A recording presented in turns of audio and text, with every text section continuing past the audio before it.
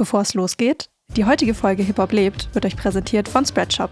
So geht Merchandising. Und jetzt viel Spaß beim Zuhören.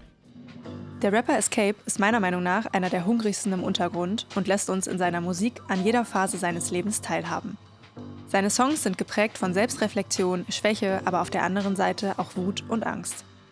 Als sei das nicht schon spannend genug, ballern die Beats und er versteht sein Handwerk. Aus MacPom fand er seinen Weg in die Hauptstadt und arbeitet seitdem unentwegt daran zu wachsen, persönlich sowie künstlerisch. Ich spreche mit Xscape in dieser Folge darüber, was seine Line bedeutet, dass Xscape nur ein Name ist, der berichtet, was Marcel macht. Er hat mir erzählt, wie seine Sucht und der Aufenthalt in der Entzugsklinik sein Schaffen beeinflusst hat und wie es ihm jetzt geht. Wie konnte er aus den Rückschlägen Kraft ziehen und was hat ihn bewegt, mit seiner Geschichte so offen umzugehen? Wie hängen seine Alben Leben auf Minus und Leben auf Null zusammen und wie greifbar ist ein Leben auf Plus für ihn? All das und noch viel mehr hört ihr in dieser Folge. Viel Spaß! Hi Marcel. Hallo Julia. So schön, dass du endlich den Weg zum Hip-Hop-Lebt-Wohnzimmer gefunden hast. Danke für die Einladung.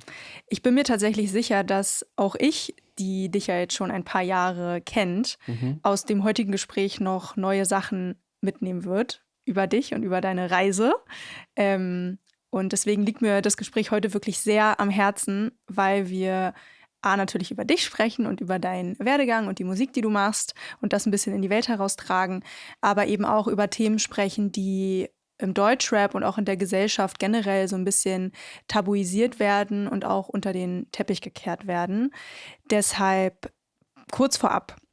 Wir haben uns ja im Vorgespräch auf Themen geeinigt, die wir hier einvernehmlich besprechen wollen.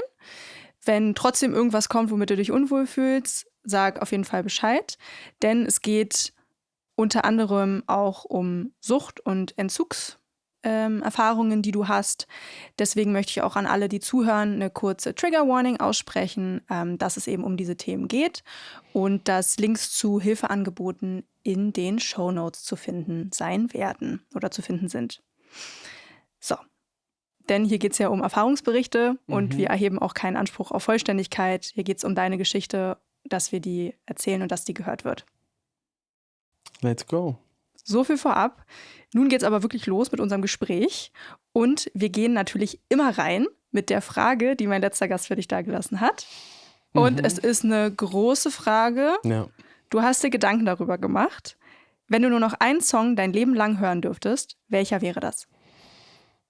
Ja, also es gibt potenziell natürlich viele Songs und ich könnte mich jetzt halt nur so momentan auf einen Song festlegen.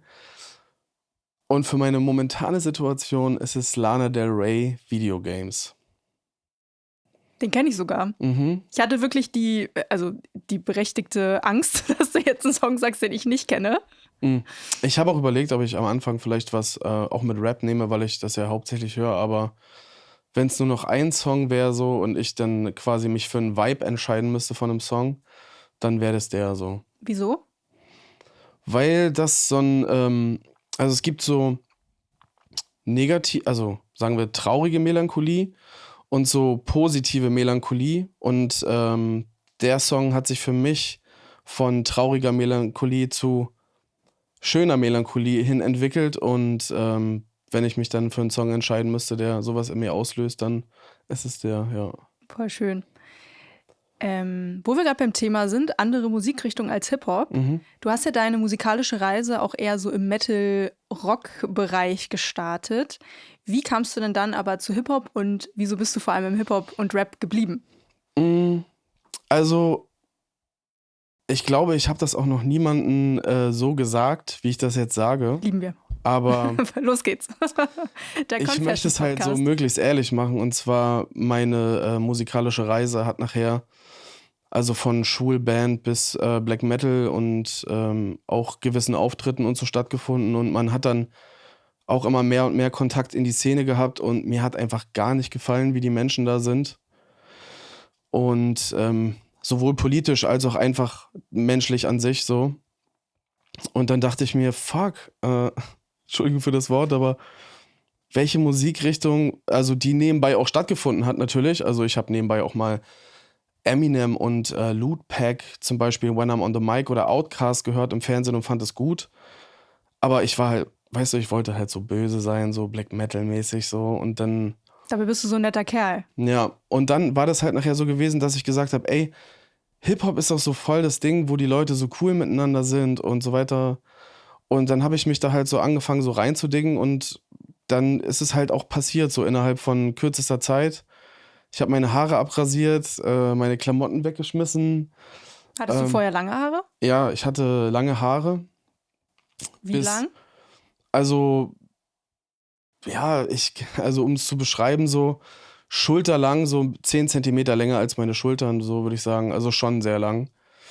Und die habe ich dann einfach abrasiert. Das war irgendein Sommertag auch gewesen. Und habe einfach komplett mein Styling geändert und auch meine Einstellung zum Leben so ein bisschen. Und mich wirklich aktiv für Hip-Hop entschieden aufgrund von der Verhaltensweisen in der Kultur sozusagen.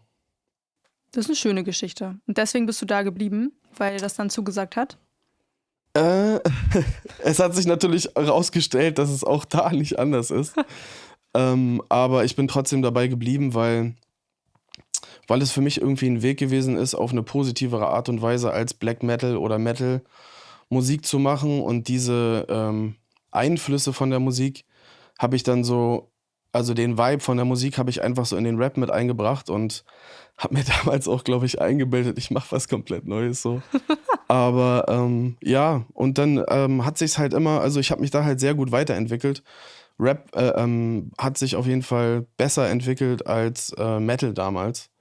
Das hat dann so stagniert, weil da ist dann auch dieses, ja, wie soll ich sagen, dieses ganze Band-Ding und so, das funktioniert halt übelst einfach, wenn du so eingegroovt bist, dann machst du auch immer das Gleiche. Und bei Hip-Hop musste ich mich halt für mich alleine selbst neu erfinden, ohne Produzenten und trotzdem in Magic's Music Maker meine Gitarre einspielen und Drum-Loops machen oder so, wie wir das halt damals probiert haben. Ja. Da sprichst du einen interessanten Punkt an, weil du machst ja schon seit knapp 10 Jahren Musik, wirst aber interessanterweise immer noch als Newcomer angesehen, vom Außen. Was auch gut so ist.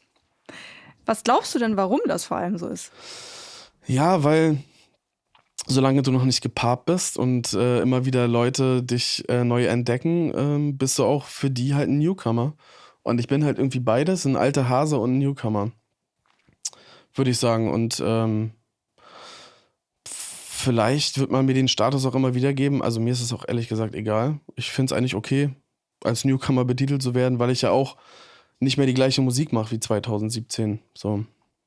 In Vorbereitung auf unser Gespräch meintest du ja aber, dass du und auch andere talentierte KünstlerInnen durch die Industrie nicht gesehen werden oder ihr euch nicht gesehen fühlt.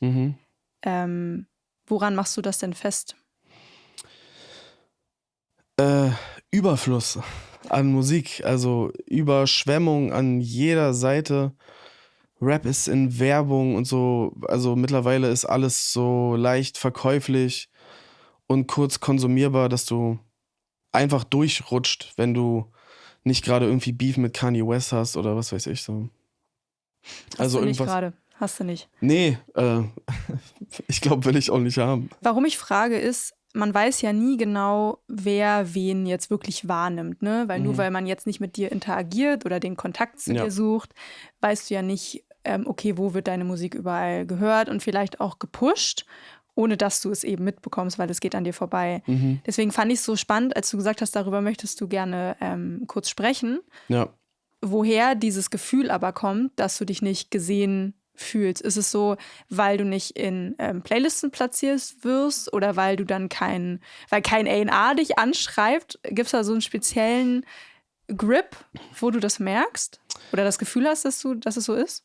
Ich glaube leider in erster Linie ist die Meinung, die ich da habe, auch geprägt durch den Informationsfluss, der zu mir kommt, quasi, den ich mir auch irgendwie aussuche, den Weg von Informationen. Aber ja, also halt einfach dieses Feedback von Social Media im Allgemeinen, weil ich könnte das halt zum Beispiel so beschreiben, also an einem Beispiel sagen so, es gucken 1000 Leute meine Story, weil ich irgendwas Witziges gemacht habe und ich poste einen neuen Song und es sind einfach 300, dann kann man natürlich sagen, man hat einen Shadowban oder so, aber das ist halt so, das sind so die Sachen, wo es halt so anfängt, weil du steckst ja die ganze Zeit immer noch mehr Arbeit und noch mehr Zeit rein und irgendwie wird das Feedback von den Leuten, die ja eigentlich sagen, dass sie quasi ein Fan von dir sind, irgendwie dadurch nicht besser. Und ich denke, dass es in erster Linie davon geprägt ist, von einem falschen Einfluss, den ich von außen wahrnehme. Und das Zweite ist halt, dass ich halt einfach gemerkt habe, wie abgekatert dieses ganze Spiel hintenrum halt abläuft. Und das gesehen zu haben, ist eine Sache, die you can't unsee that. Und ja, das ist halt wirklich schwierig, als Künstler sich zu motivieren, weiterzumachen und auf das Feedback von den richtigen Menschen zu achten und nicht auf das Feedback im Allgemeinen, weil das wird sich erst ändern, wenn du eben groß bist, so. Und dann kommen sie auch aber wieder, dass sie nicht gönnen, ne? Das können sie gerne machen. Ich werde weiterhin freundlich grinsen, genauso wie ich es jetzt mache. Was würdest du dir denn wünschen von der Industrie? Weil du gerade meintest, du findest es hintenrum oft nicht so schön und hast da auch schlechte Erfahrungen gemacht. Was würdest du dir dann, wenn du es jetzt aussuchen könntest, wie die auf dich zugehen könnten? Ich würde es nicht nur auf mich beziehen, so diese Antwort auf die Frage, sondern im Allgemeinen, was die Industrie machen könnte. Die Industrie könnte an einigen Stellen individueller arbeiten und nicht vorgefertigte Pakete und vorgefertigte Schubladen befüllen und vor allem betiteln diese Schubladen so und aufhören einfach mit kulturellen Aneignungen so einfach das wegzunehmen und zu sagen so, damit machen wir jetzt unsere Werbung, obwohl die Leute dahinter das eigentlich nicht sind, sondern einfach ein bisschen menschlicher sein und einfach auch öfter mal Leute haben, die wirklich nachschauen, was geht eigentlich unten ab so und nicht immer nur hintenrum welche schicken, die unten gucken und dann die ganzen Ideen von uns klauen und die oben verkaufen, als wäre es was Neues von denen so. Hast du das Gefühl, die pushen die Falschen? Auf jeden Fall. Die pushen halt das, was einfach ist so. Das sind halt keine Leute, die großartig Musiker sind oder das fühlen, was ein Musiker fühlen kann, sondern das ist halt Zahlen und Berechnung, sondern du machst halt ein Business und das musst du ja halt auch machen, wenn du ein Musikbusiness machst, ne? Also man müsste halt da eine bessere Balance finden zwischen nur Business machen und auch versuchen, Künstler zu fördern, weil ein Künstler, der groß ist, musst du nicht fördern. Da kassierst du einfach nur ab, indem du ihm bestimmte Sachen klärst. Aber einen Künstler zu fördern, in dem was reinzustecken und dann danach mit ihm zusammen zu kassieren, das ist nochmal was ganz anderes, weil genau diese Künstler nicht diesen Hype haben, sondern wirklich eine Fangemeinde sich aufbauen, die über mehrere Jahre dann funktioniert. Und ja, das ist halt einfach, macht's euch nicht so einfach, weißt du? Hört auf, das euch einfach zu machen, riskiert irgendwas. Warum seid ihr A&R und das alles geworden? So, fragt euch das lieber nochmal. Es geht halt viel um Skalierbarkeit und um Planbarkeit und um Budgets und um Vorgesetzte. Deswegen, ich glaube, es ist halt ein zweischneidiges Schwert, ne? Ob man auf Safe spielt und ein Künstlerin nimmt, die schon eine Reichweite sich selber aufgebaut hat, wo dann die Frage ist, warum braucht sie dann aber diese Strukturen, wenn sie es schon so geschafft hat. Ja. Aber ich bin bei dir, dass es nicht immer die naheliegendste Lösung sein sollte und man auch einfach mal hinter den Vorhang guckt und sich noch einen Tag mehr Zeit nimmt, um mal Recherche zu machen oder eben Leute aus den Szenen jeweils, ist ja egal welche Musikrichtung, jetzt einfach zu konsultieren und zu sagen, ey, ich zahle dir mal einen Tagessatz, sag doch mal, wer der heiße Scheiß ist, sowohl unten als auch oben, ne? Oder in der Mitte, so, oder wen kennt noch niemand, so, ne? Der hat vielleicht auch erst 600 Follows, so, ne? Aber der kommt, so, wenn der kommt, dann kommt's. So, und da bin ich total bei dir, dass man diese Extrameile gehen sollte. Wie schaffst du es denn, nicht aufzugeben? Ich mache einfach Musik, so. Ich mache einfach Musik und versuche einfach so lange und so oft es geht, mich nicht an irgendwelchen anderen Sachen zu bemessen, außer meinen letzten Tag, mein letztes Album, meinen letzten Song. Und das mache ich auch noch nicht so lange. Und seitdem ich es mache, ist es aber für die Musik auf einmal von alleine viel besser. Und ja, also ich versuche einfach, das alles nicht so ernst zu nehmen, weißt du, weil ich werde nicht sterben, so, weißt du, wenn ich nicht irgendwann mit Musik erfolgreich werde oder mit Musik Geld verdiene, so. Ich mache das auch nicht unbedingt zu 100% aus diesem Aspekt. Natürlich habe ich den Anspruch an meine Musik, dass sie so sein kann, dass das stattfinden kann, aber Das ist halt nicht mein Hauptaugenmerk so, sondern die Studio-Sessions sind es halt einfach und diese kleinen 150-Leute-Konzerte so, ja, das ist das, was mich über Wasser hält tatsächlich. Und mich auch eigentlich schon immer über Wasser gehalten hat, so. Du hast ja auch eine Fanbase, die dich supportet. Vor allem letztes Jahr wurdest du ja zum hiphop.de Newcomer of the Year Finale gewotet. Da hast du, glaube ich, ja auch zum ersten Mal so richtig gemerkt, dass die Leute crazy gehen, wenn du es denen halt sagst und denen halt richtig auf den Sack gehst. Ja. Was bedeutet dir denn das, dass du die hinter dir hast? Alles. Mir bedeutet das alles so. Ich meine, das ist vergleichsweise zu dem, was meine Fangemeinde geleistet hat, noch was Kleines, aber also hiphop.de ist schon so eine Sache, weißt du, wo man angefangen hat damals mit Musik zu machen, wo man sich gedacht hat, irgendwann. Und dann ist das auch eher so nebenbei passiert und mir ist es so 4-5 Wochen später aufgefallen, so damn, that shit really happened. Und ich sehe es erst 4 Wochen später, dank meiner Fangemeinde, die man sich über Jahre lang organisch aufgebaut hat und sehr weit auch in sein Leben reingelassen hat. Ja, die geben sehr viel zurück dafür, dass ich auch sehr viel gebe. Das finde ich, glaube ich, auch einen spannenden Aspekt für alle, die zuhören und auch Mucke machen und nicht in der A-Liga spielen der KünstlerInnen in Deutschland, die wir haben, dass auch jemand wie du mit einer überschaubaren Followerschaft, sage ich mal, trotzdem für deine Gefilde, in denen du bist, erfolgreich Musik machen kannst, in einer Struktur, die für dich funktioniert, ne? Label, Management etc., Produzenten, Studios. Du machst Vinyls, du machst Tapes, du machst Merch, du spielst Konzerte. Es funktioniert ja trotzdem und die Leute kaufen das. Ne? Natürlich in einer begrenzten Menge, offensichtlich. Aber du kannst halt damit Musik machen und halt dein Musikerdasein leben. Ja. Das finde ich total auch inspirierend, dass man nicht 20.000 Follower braucht. Ja, das ist, ich weiß nicht, also vielleicht liegt es auch daran, dass ich gute Musik mache, so. Nee, glaube ich nicht. Nein, also. Es liegt an den witzigen Reels, die du zwischendurch machst. Es ist ja leider auch so, dass die Künstler das als Plakette machen müssen, so, weißt du, es bringt halt, auch heutzutage, natürlich kann einfach jemand so mit Streaming poppen und so, aber ich sehe einige Leute, die spielen auch Shows und so, aber die würden nie im Leben 1000 CDs verkaufen, die würden nie im Leben 200 Tapes verkaufen, weil die Leute deren Musik anders konsumieren, weil das in einem anderen, in Anführungsstrichen, Zeitalter stattgefunden hat. Aber ja, es ist eigentlich eher eine Plakette, auf die ich gerne verzichten würde. Weißt du, was ich meine? Es wäre einfach cooler, wenn Leute mein Album droppt und die schicken mir einfach das Geld und dann, weißt du, anstatt diese Vinyl zu machen, weil da ist so viel Stress hinter, so viel Wartezeit, so viel andere Leute, die du mit einbinden musst, was dann so schief gehen kann und auch ein Stressfaktor die ganze Zeit. Und du musst halt verstehen, während diese Platte entsteht und ich über dieses eine Album rede, mache ich schon anderes. Ne? Deswegen. Dafür hast du aber auch was Physisches in der Hand später. Ja, natürlich, also ich will das nicht total verteufeln, aber ja, es wäre gut, wenn das auch einfacher stattfinden könnte, wie zum Beispiel über eine Förderung, wenn man mit dir zusammenarbeitet oder so. Ja, aber da muss die Vinyl ja trotzdem gemacht werden. Ne? Ja, aber das war auf jeden Fall besser, das muss man schon sagen, als dieses Startkapital einfach da war und man geht halt kein Risiko ein. Ne? Man hat halt gar kein Risiko, weil du weißt, und wenn sich keine verkauft, dann habe ich 500 Vinyl im Keller.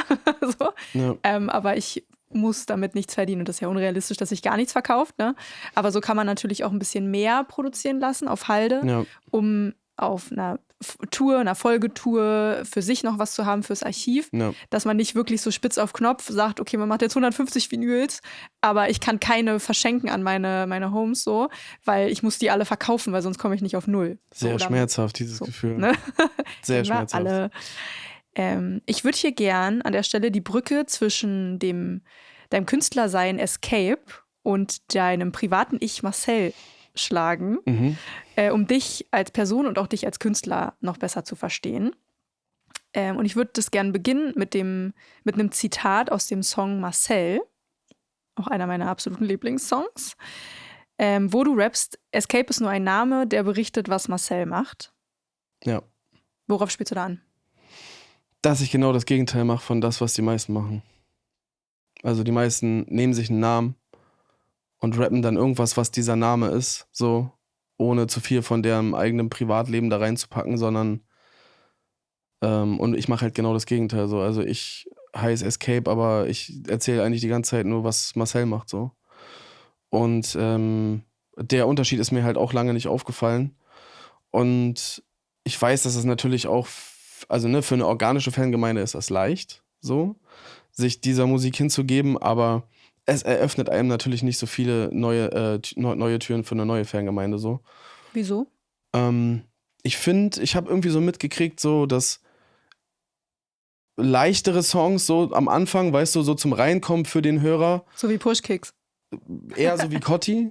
Okay. Eher so wie Kotti, erstmal so zum leichten Reinkommen sind, weil es ist auch schwierig. Viele haben auch eigene Probleme, so weißt du. Und du triggerst die ja damit. Du triggerst ja, wenn ich über Einsamkeit rappe, triggerst du deren Einsamkeit. Und entweder fühlst du dich in diesem Moment wohl oder halt eher nicht. Und das ist halt ein Risiko, was man hat. Aber ja, so ist es. Ich mache nichts, also ich denke mir nichts aus für die Person, die rappt, sondern ich bin die Person, die rappt. Genau. Wirklich immer autobiografisch? Hast noch nie ein bisschen übertrieben? Ich wüsste nicht wo, ehrlich gesagt. Also jetzt nicht ohne zu übertreiben, aber ich wüsste jetzt nicht, wo ich übertrieben hätte. So, ich habe eigentlich eher untertrieben. Okay. Ja. Wie ist denn Marcel zu Escape geworden? Oh, das ist so eine Frage. Du hast vorhin gesagt, geschlossen beantworten. Ich bin zu Escape geworden, pass auf, das gab so einen Moment.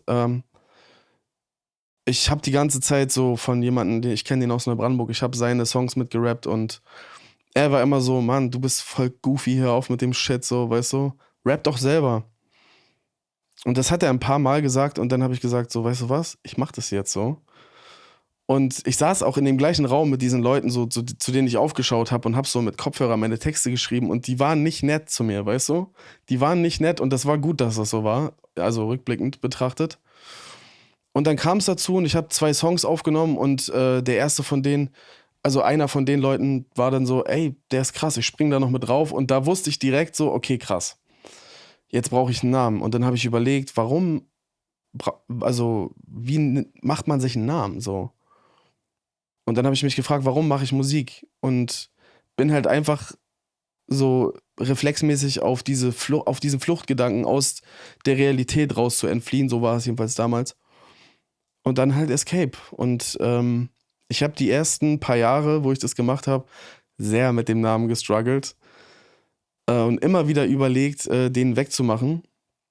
Aber heute, ja, Proudly Presents. Ich finde, der Name klingt doch einfach geil. Ja, oder? Und es gibt doch kein Escape. Was Komisches, ne? Ja, also es gab damals noch einen, so in der Zeit, wo ich angefangen hatte. Auch aus deiner Ecke? Nee, eher so aus Westdeutschland. Ach da, Westdeutschland. Nee, also ich hatte überhaupt gar keinen Kontakt mit dem. Ich habe das aber eine Zeit lang verfolgt. Aber soweit ich weiß, ich gucke ab und zu mal nach. Es gibt also jedenfalls nicht, wenn wir von Rap reden, Europa, so, es gibt natürlich, keine Ahnung, Beat-Produzenten oder whatever. Zum Beispiel einer mit Z geschrieben. Ja, aber ansonsten gut ausgesucht den Namen. Wenn du sagst, dass du mit Escape eigentlich nur das sagst, was Marcel macht, gibt es denn zwischen den beiden Charakteren einen signifikanten Unterschied oder eine Gleichheit? Oder ist es einfach nur 2 Namen für eine Sache? Naja, sagen wir so, als Person, so wie ich jetzt halt arbeiten gehe, draußen bin und mit Leuten Kontakt habe, die ich nicht kenne oder die ich kenne, bin ich halt so, wie ich jetzt bin. Weißt du, ich bin halt sehr zuvorkommend, bescheiden, ruhig und so. Das mache ich jetzt nicht, weil ich irgendwas in mir verstecken will, sondern weil jeder andere diese Form von mir verdient hat, so. Was aber nicht heißt, dass ich in mir nicht manchmal darüber nachdenke, über einen Polizisten mit einem Auto zu fahren oder sowas. Und genau das ist dann das, wofür ich halt Musik nutze. Ich hoffe, das machst du nicht, weil sonst wird der Podcast hier zum Beweisstück. Natürlich nicht. Natürlich nicht. Also, es sei denn, keine Ahnung, ich werde per Haftbefehl gesucht oder so. Nee, Spaß, no cap. Sorry, ich wollte das nicht sagen. Aber ja, genau, ich sag als Escape Sachen, die ich normalerweise also nicht sagen würde. Oder eher nur sagen würde, wenn ich wütend wäre. Und ich lasse mich eigentlich nicht wütend machen. Im Privaten? Im Privaten eigentlich nicht so. Vorher ignoriere ich dich meistens. Ist ja noch schlimmer. Ja, für mich halt so, weißt du, ich will halt niemandem so die Macht geben, diese Emotionen über mich zu haben, weil ich bin dann auch nicht nett so. Und ich mag mich dann auch eigentlich nicht so. Aber im Studio kann ich das gut rauslassen. Kann ich sehr gut mit relaten. Ich ziehe mich auch eher zurück, bevor ich was Ekliges sage. Ja. Für alle, die das Video von Marcel noch nicht gesehen haben, denen lege ich das natürlich ans Herz. Aber beschreib doch mal, was man in dem Video sieht und wieso du dich dafür entschieden hast. Erstmal Shoutout unterm Radar, die dieses Video gedreht haben. Das muss man einfach sagen. Und doch auch Jungs aus dem Osten, oder? Ja, tatsächlich schon. Aus Stralsund, wenn ich mich nicht irre. Und jetzt ich dachte eher Leipzig oder so. Ja, die wohnen jetzt in Leipzig. Okay. Aber ich glaube, die kommen MV-Gang so wie ich. Ja. In dem Video geht's, also wir haben natürlich überlegt, was machen wir, whatever. Und ich hatte natürlich keine gute Idee, weil ich kann das wahrscheinlich nicht so gut. Und die hatten dann halt die geile Idee gehabt, hey, wir stellen den Song einfach so auf Selbstgespräch mäßig dar. Und genauso haben wir das gemacht. Wir haben uns eine gute Location gesucht. Wir haben es versucht, so artsy zu halten, so schwarz-weiß. Hatten auch so ein paar nice Drohnen-Shots dabei. Und man merkt halt so selbstgesprächmäßig, wie ich in einem Raum sitze, ziemlich dicht am Gesicht gefilmt. Auch eine sehr geile Stelle mit einem Spiegel, der anschließend noch kaputt geht. Ich könnte jetzt eigentlich auch noch einen Fehler in dem Video nennen, aber mache ich nicht. Guckt euch die Stelle an. Auf jeden Fall, ja, und dann endet es halt darin, dass ich so quasi im Wasser treibe, was jetzt aber nicht unbedingt bedeuten soll, dass ich tot bin, sondern dass man sich halt so treiben lässt, bis man weiß, wo man hin soll. Und ganz am Ende sieht man so, wie ich halt so aus dem Wasser aufstehe, was symboltechnisch den Ende vom Album darstellen soll. So.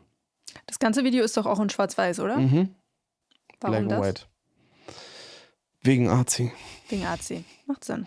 Ist das dein Lieblingsvideo, was jemals gemacht wurde? Mit dir? Nee, das Lieblingsvideo, was jemals mit mir gemacht wurde, ist eindeutig Pushkeks. Oh, Pushkeks. Waren aber auch die unterm Radar-Jungs, oder? Ja, auch die unterm Radar-Jungs. Obwohl man eigentlich sagen muss, alle Videos, die ich mit denen gemacht habe, sind vollkommen gleichzusetzen. So. Aber bei Pushkeks gibt es so dieses Comic-Szenen Plus, wo sie noch so einen talentierten Boy, ich weiß seinen Namen leider nicht, Gott möge mich dafür bestrafen. Ja, aber diese Comicstellen dazu, das war schon lustig gewesen. Und der Videodreh an sich war auch einfach super funny gewesen, weil wir waren so vor dieser Knastmauer in Leipzig, die wir nicht unbedingt drehen wollten, weil der Knast ist, sondern weil die Mauer an sich geil aussah. Und wir fangen an zu drehen. Und in dem Moment fährt der befüllte Polizeibus vorbei, hupt uns an und fragt mich, ob ich bescheuert bin. Und wir haben alles auf Kamera. Gehabt. Stimmt, da fährt dieser Bus vorbei. Ja, genau, der hupt auch so tatsächlich. Ja. Ist das auch im Video, das Hupen? Das ist auch im Video, das Hupen. Wir haben extra den Beat an der Stelle dafür ausgemacht, damit man es hört. Guck mal, das ist real. Ja. Das passiert hier im Untergrund. Was geht? Nicht geskriptet. Es gibt sogar jemanden, der kommentiert hat unter dem Video, echte OGs wissen, das ist die Anstalt so und so in Leipzig. Und ich war so, okay. Ja. Echte OGs. Du hast ja vorhin auch gesagt, hier mit dem Licht im Gesicht ist es ein bisschen wie, was hast du gesagt, U-Haft? Mhm. Witziger Vergleich. Ja. Auf der einen Seite zeigst du in so Songs wie Marcel ja Schwächen und bist krass selbstreflektiert. Ja. Auf der anderen Seite, wie auch schon Songs, die wir erwähnt haben, Bombe, Pushkeks, Kotti, geht's halt geisteskrank auf die Fresse. Welchen von diesen beiden Gefühlszuständen fühlst du dich denn näher? Aktuell oder im Allgemeinen? So im Allgemeinen, wenn du sagst, auch vielleicht die Songs zu machen, macht vielleicht mehr Spaß. Das hat sich alles geändert. Das kann ich so beantworten, wie es vor einem Jahr war und so beantworten, wie es jetzt ist. Und das wird sich wahrscheinlich nächstes Jahr auch nochmal ändern. Im Großen und Ganzen haben mir immer mehr diese selbstreflektierten Songs also die gingen mir einfach leichter von der Hand, weißt du? Weil das für mich auch so ein Prozess war. Ich denke mir ja nichts aus, sondern ich schreibe ja, ich höre den Beat, ich schreibe. Und dann passiert ja irgendwas und dann ganz am Ende sehe ich ja auch erst, was passiert, weil du bist dann in so einem Fokus drin, wo du auch nicht mehr genau entscheidest, was du wirklich machst. Und ja, aber irgendwann habe ich auch gemerkt, so, okay, ich habe dann die Songs gehört und die haben mich selber manchmal traurig gemacht, weißt du? Und dann habe ich mich gefragt, weiß ich nicht, will ich das immer so machen? Also ich sehe das auf jeden Fall als berechtigten Anteil auf einem Album, aber ich weiß nicht mehr, ob ich sowas als Single anbieten würde. Obwohl es wiederum bei der letzten EP sehr gut gelaufen ist mit dem melancholischen Song, muss man einfach dazu sagen. Ja, das ist schwierig. Aber ich fühle es eigentlich mehr so, diese Moshpit-Songs zu machen. Sowohl mit lustigem Vibe als auch mit aggressivem Vibe so. Also macht euch auf jeden Fall gefasst auf das Album. Es wird komplett Bug gehen. Komplett. Ich erinnere mich an den letzten Live-Auftritt, den wir gemeinsam erlebt haben. Der ist ja gerade mal ein paar Wochen her. Bei The Final Party von Vice Media. Alle, die es nicht mitbekommen haben, der Laden hat zugemacht. Leider. Dazu gibt es eine interessante Podcast-Folge von Die letzte Nische mit dem ehemaligen Chefredakteur Tim Geier. Kurzer Shoutout. Könnt ihr gerne mal reinhören. Da geht es nämlich unter anderem auch um dieses Thema. Und da hast du ein Set gespielt von so 20 Minuten circa. Ja, Icarus, ich glaube halbe Stunde sogar. Oder halbe Stunde. Icarus war dein DJ, ich war dein Fangirl und du hast, obwohl ich es mir ausdrücklich gewünscht hast, nicht Push-Kicks gespielt. Und am Ende warst du fertig mit deinem Set und alle, die deinetwegen da waren, sind halt ausgeflippt und haben gebrüllt, du musst Push-Kicks spielen, Bruder. Ja. Und dann kamen natürlich noch Push-Kicks, weil du musstest unsere Wünsche erfüllen, sonst wärst du nämlich da verflucht rausgegangen. Das heißt, es gibt ja auch diesen Need nach diesen Hits, weißt du, dass man so, dass jetzt Push-Kicks kommt oder Kotti oder so Songs, wo man halt selber ja auch Energie freisetzen kann, weißt du, weil man so denkt, geil, ich brüll jetzt mit und ich spring jetzt wie wilde rum. Das macht ja auch für die Fans meistens mehr Spaß, als zuzuhören und in Krise zu verfallen. Also wir werden jetzt mal nicht erzählen, wie die Geschichte ausging. Wir werden nicht, das ist nur an alle, die da waren. Das ist der Nachteil, wenn man nicht da war. Aber es war trotzdem epic. Aber es ist schon zu merken, es gibt genau 2 Songs, oder lass mich lügen, 3, die diesen Vibe hatten, die ich gemacht habe, was halt auch wieder für die Theorie spricht, dass man diesen einen Song macht. Weißt du, was ich meine? Als Musiker, der dann quasi reichen würde. Aber ganz damals war es, glaube ich, Weißwein und Gras von dem Doppel-Car-Crew-Album. Da haben mich Leute, glaube ich, 3 Jahre später noch... Auch Freiheit über Geld, oder? Freiheit über Geld war auch so ein Song. Dann mit dem Rücken zur Wand vom Mandala-Release, das war auf jeden Fall auch ein Song, der sehr, sehr, sehr, sehr viele Follower gebracht hat. So, also in der Zeit, wo ich Mandala gemacht habe, sind 1500, fast 2000 Leute dazugekommen. Und ja, und jetzt halt Push-Kicks, so, ne? Und das ist aber halt mein Problem, so, ne? Als Künstler bist du halt so ein egoistischer Bastard und denkst dir so, Mann, ich will aber nicht wieder diesen Song spielen. Du hörst dir jetzt meinen neuen Song an, so, weil der ist viel krasser, so, weißt du? Ja, so ist es halt. Das ist der Fluch, wenn man einen Hit hat. Man muss den halt, ich glaube, Scooter muss auch immer noch ihre Hits spielen. Ich würde es natürlich... Aber Scooter hat auch nur Hits. Also versteh mich nicht falsch, wenn ich jetzt wirklich ein Konzert habe vor 1000 Leuten und dann würde ich das als meine Pflicht sehen, so, weißt du, was ich meine? Aber wenn ich irgendwo hinfahre für Fahrkosten, mir selber meinen Schlafplatz kläre und da 100 Leute kommen, dann will ich, dass das Konzert mein Vibe hat und dann entscheide ich, dass das nicht Push-Kicks gespielt wird. Hast du ja am Ende doch immer. Wir haben ja unseren Willen bekommen. Natürlich, also du würdest deinen Willen immer bekommen, was das betrifft. Woher kommt denn aber diese Wut, die du dann in den Songs transferierst zu deinen HörerInnen? Das ist die runtergeschluckte Wut, so, die man als normaler Mensch einfach erdulden muss. So, man muss einfach... Ich kann ja nicht immer ausrasten, ich kann ja nicht immer alles unfair finden, ich kann nicht immer alles kommentieren oder mitbestimmen oder weißt du, was ich meine? Die Welt dreht sich nicht um mich alleine. Also schlucke ich die Wut halt runter und lass die an einem schlauen Ort raus. Und dann hat es auch einen wirklich therapeutischen Zweck, weil, also für mich selbst, du kontrollierst dich und dann lässt du das raus und dann hast du einen doppelten Nutzen davon. Das ist einfach eine Win-Win-Situation. Ich kann das gut hervorrufen. Außerdem würde ich auch sagen, dass ich eher immer als wütender Mensch geprägt wurde. So, also das, was quasi so passiert ist von Kindheit bis jetzt als gefasster, erwachsener, Junge zu sein, was da alles dazwischen passiert ist, was war prädestiniert halt diese Wut in mir hervorzurufen, würde ich sagen. In der Kindheit und Jugend fängt ja auch vieles an, was wir dann internalisieren und was dann auch zu Wut führt, beziehungsweise zu Glaubenssätzen, die wir haben. Magst du deine Erfahrung mit uns teilen? Ja, kann ich machen, natürlich. Ich blame jetzt natürlich, also ich rede jetzt natürlich auch über andere Leute aus meiner Familie in einem Podcast, wo es um meine Musik geht, aber auch die Leute, die halt schuld sind, müssen sich halt irgendwann mit sowas befassen. Deswegen, also es tut mir jetzt leid, dass ich das jetzt sage, aber ich bin jetzt ehrlich an der Stelle so. Mein Vater war ein Alkoholiker und nicht da. Meine Mutter musste viel arbeiten und ist junge Mutter geworden und hatte selbst keine guten Eltern und hat nie richtig gelernt, wie man eine gute Mutter ist. Und das war halt das, was uns durch die Schulzeit geprägt hat. Ich hatte ADHS, hab gestottert. Damals, also weißt du, 1996 gab's das nicht. Da warst du einfach ein Mobbing-Opfer so.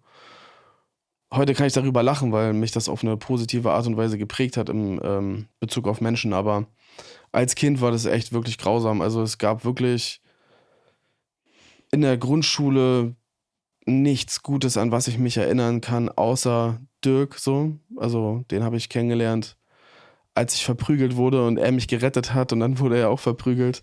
Einfach die geilste Geschichte der Welt. Ich bin bis heute mit ihm befreundet und das war das einzige Positive an der Grundschule. Und dann kam das Gymnasium und dann war ich in so einer Zwischendings so drin, weißt du, weil ich bin dann auch größer geworden und massiger geworden und habe dann halt irgendwann angefangen drüber nachzudenken, mich halt zu wehren. Und dann ist natürlich auch klar, dass das in einem völligen Ausmaß stattfindet, was halt krank ist und dann halt auch dazu geführt hat, dass ich nicht mehr in der Schule war, beziehungsweise vor der Schule rumgehangen habe, Verweise oder Tadel hat man das damals noch genannt.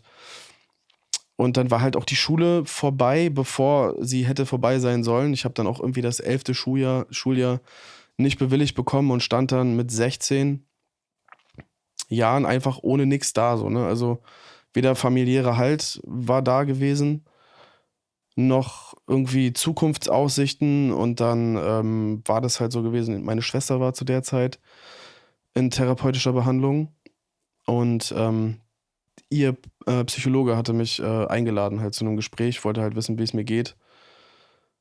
Und der hat in einem Gespräch hinbekommen, so dass auch ich mein Denken in dem Moment geändert habe und es gab in dem Moment auch keine andere Möglichkeit, als auch selber eine Therapie zu machen, um aus den familiären Kreisen auch so richtig rauszukommen. Und das war dann halt eine gute Entscheidung. So, da hat es dann angefangen. Natürlich musste ich mich dann auch erstmal als 17-Jähriger in einem betreuten Wohnen erstmal fangen, alleine, neue Stadt. Bin damals nach Neubrandenburg gegangen.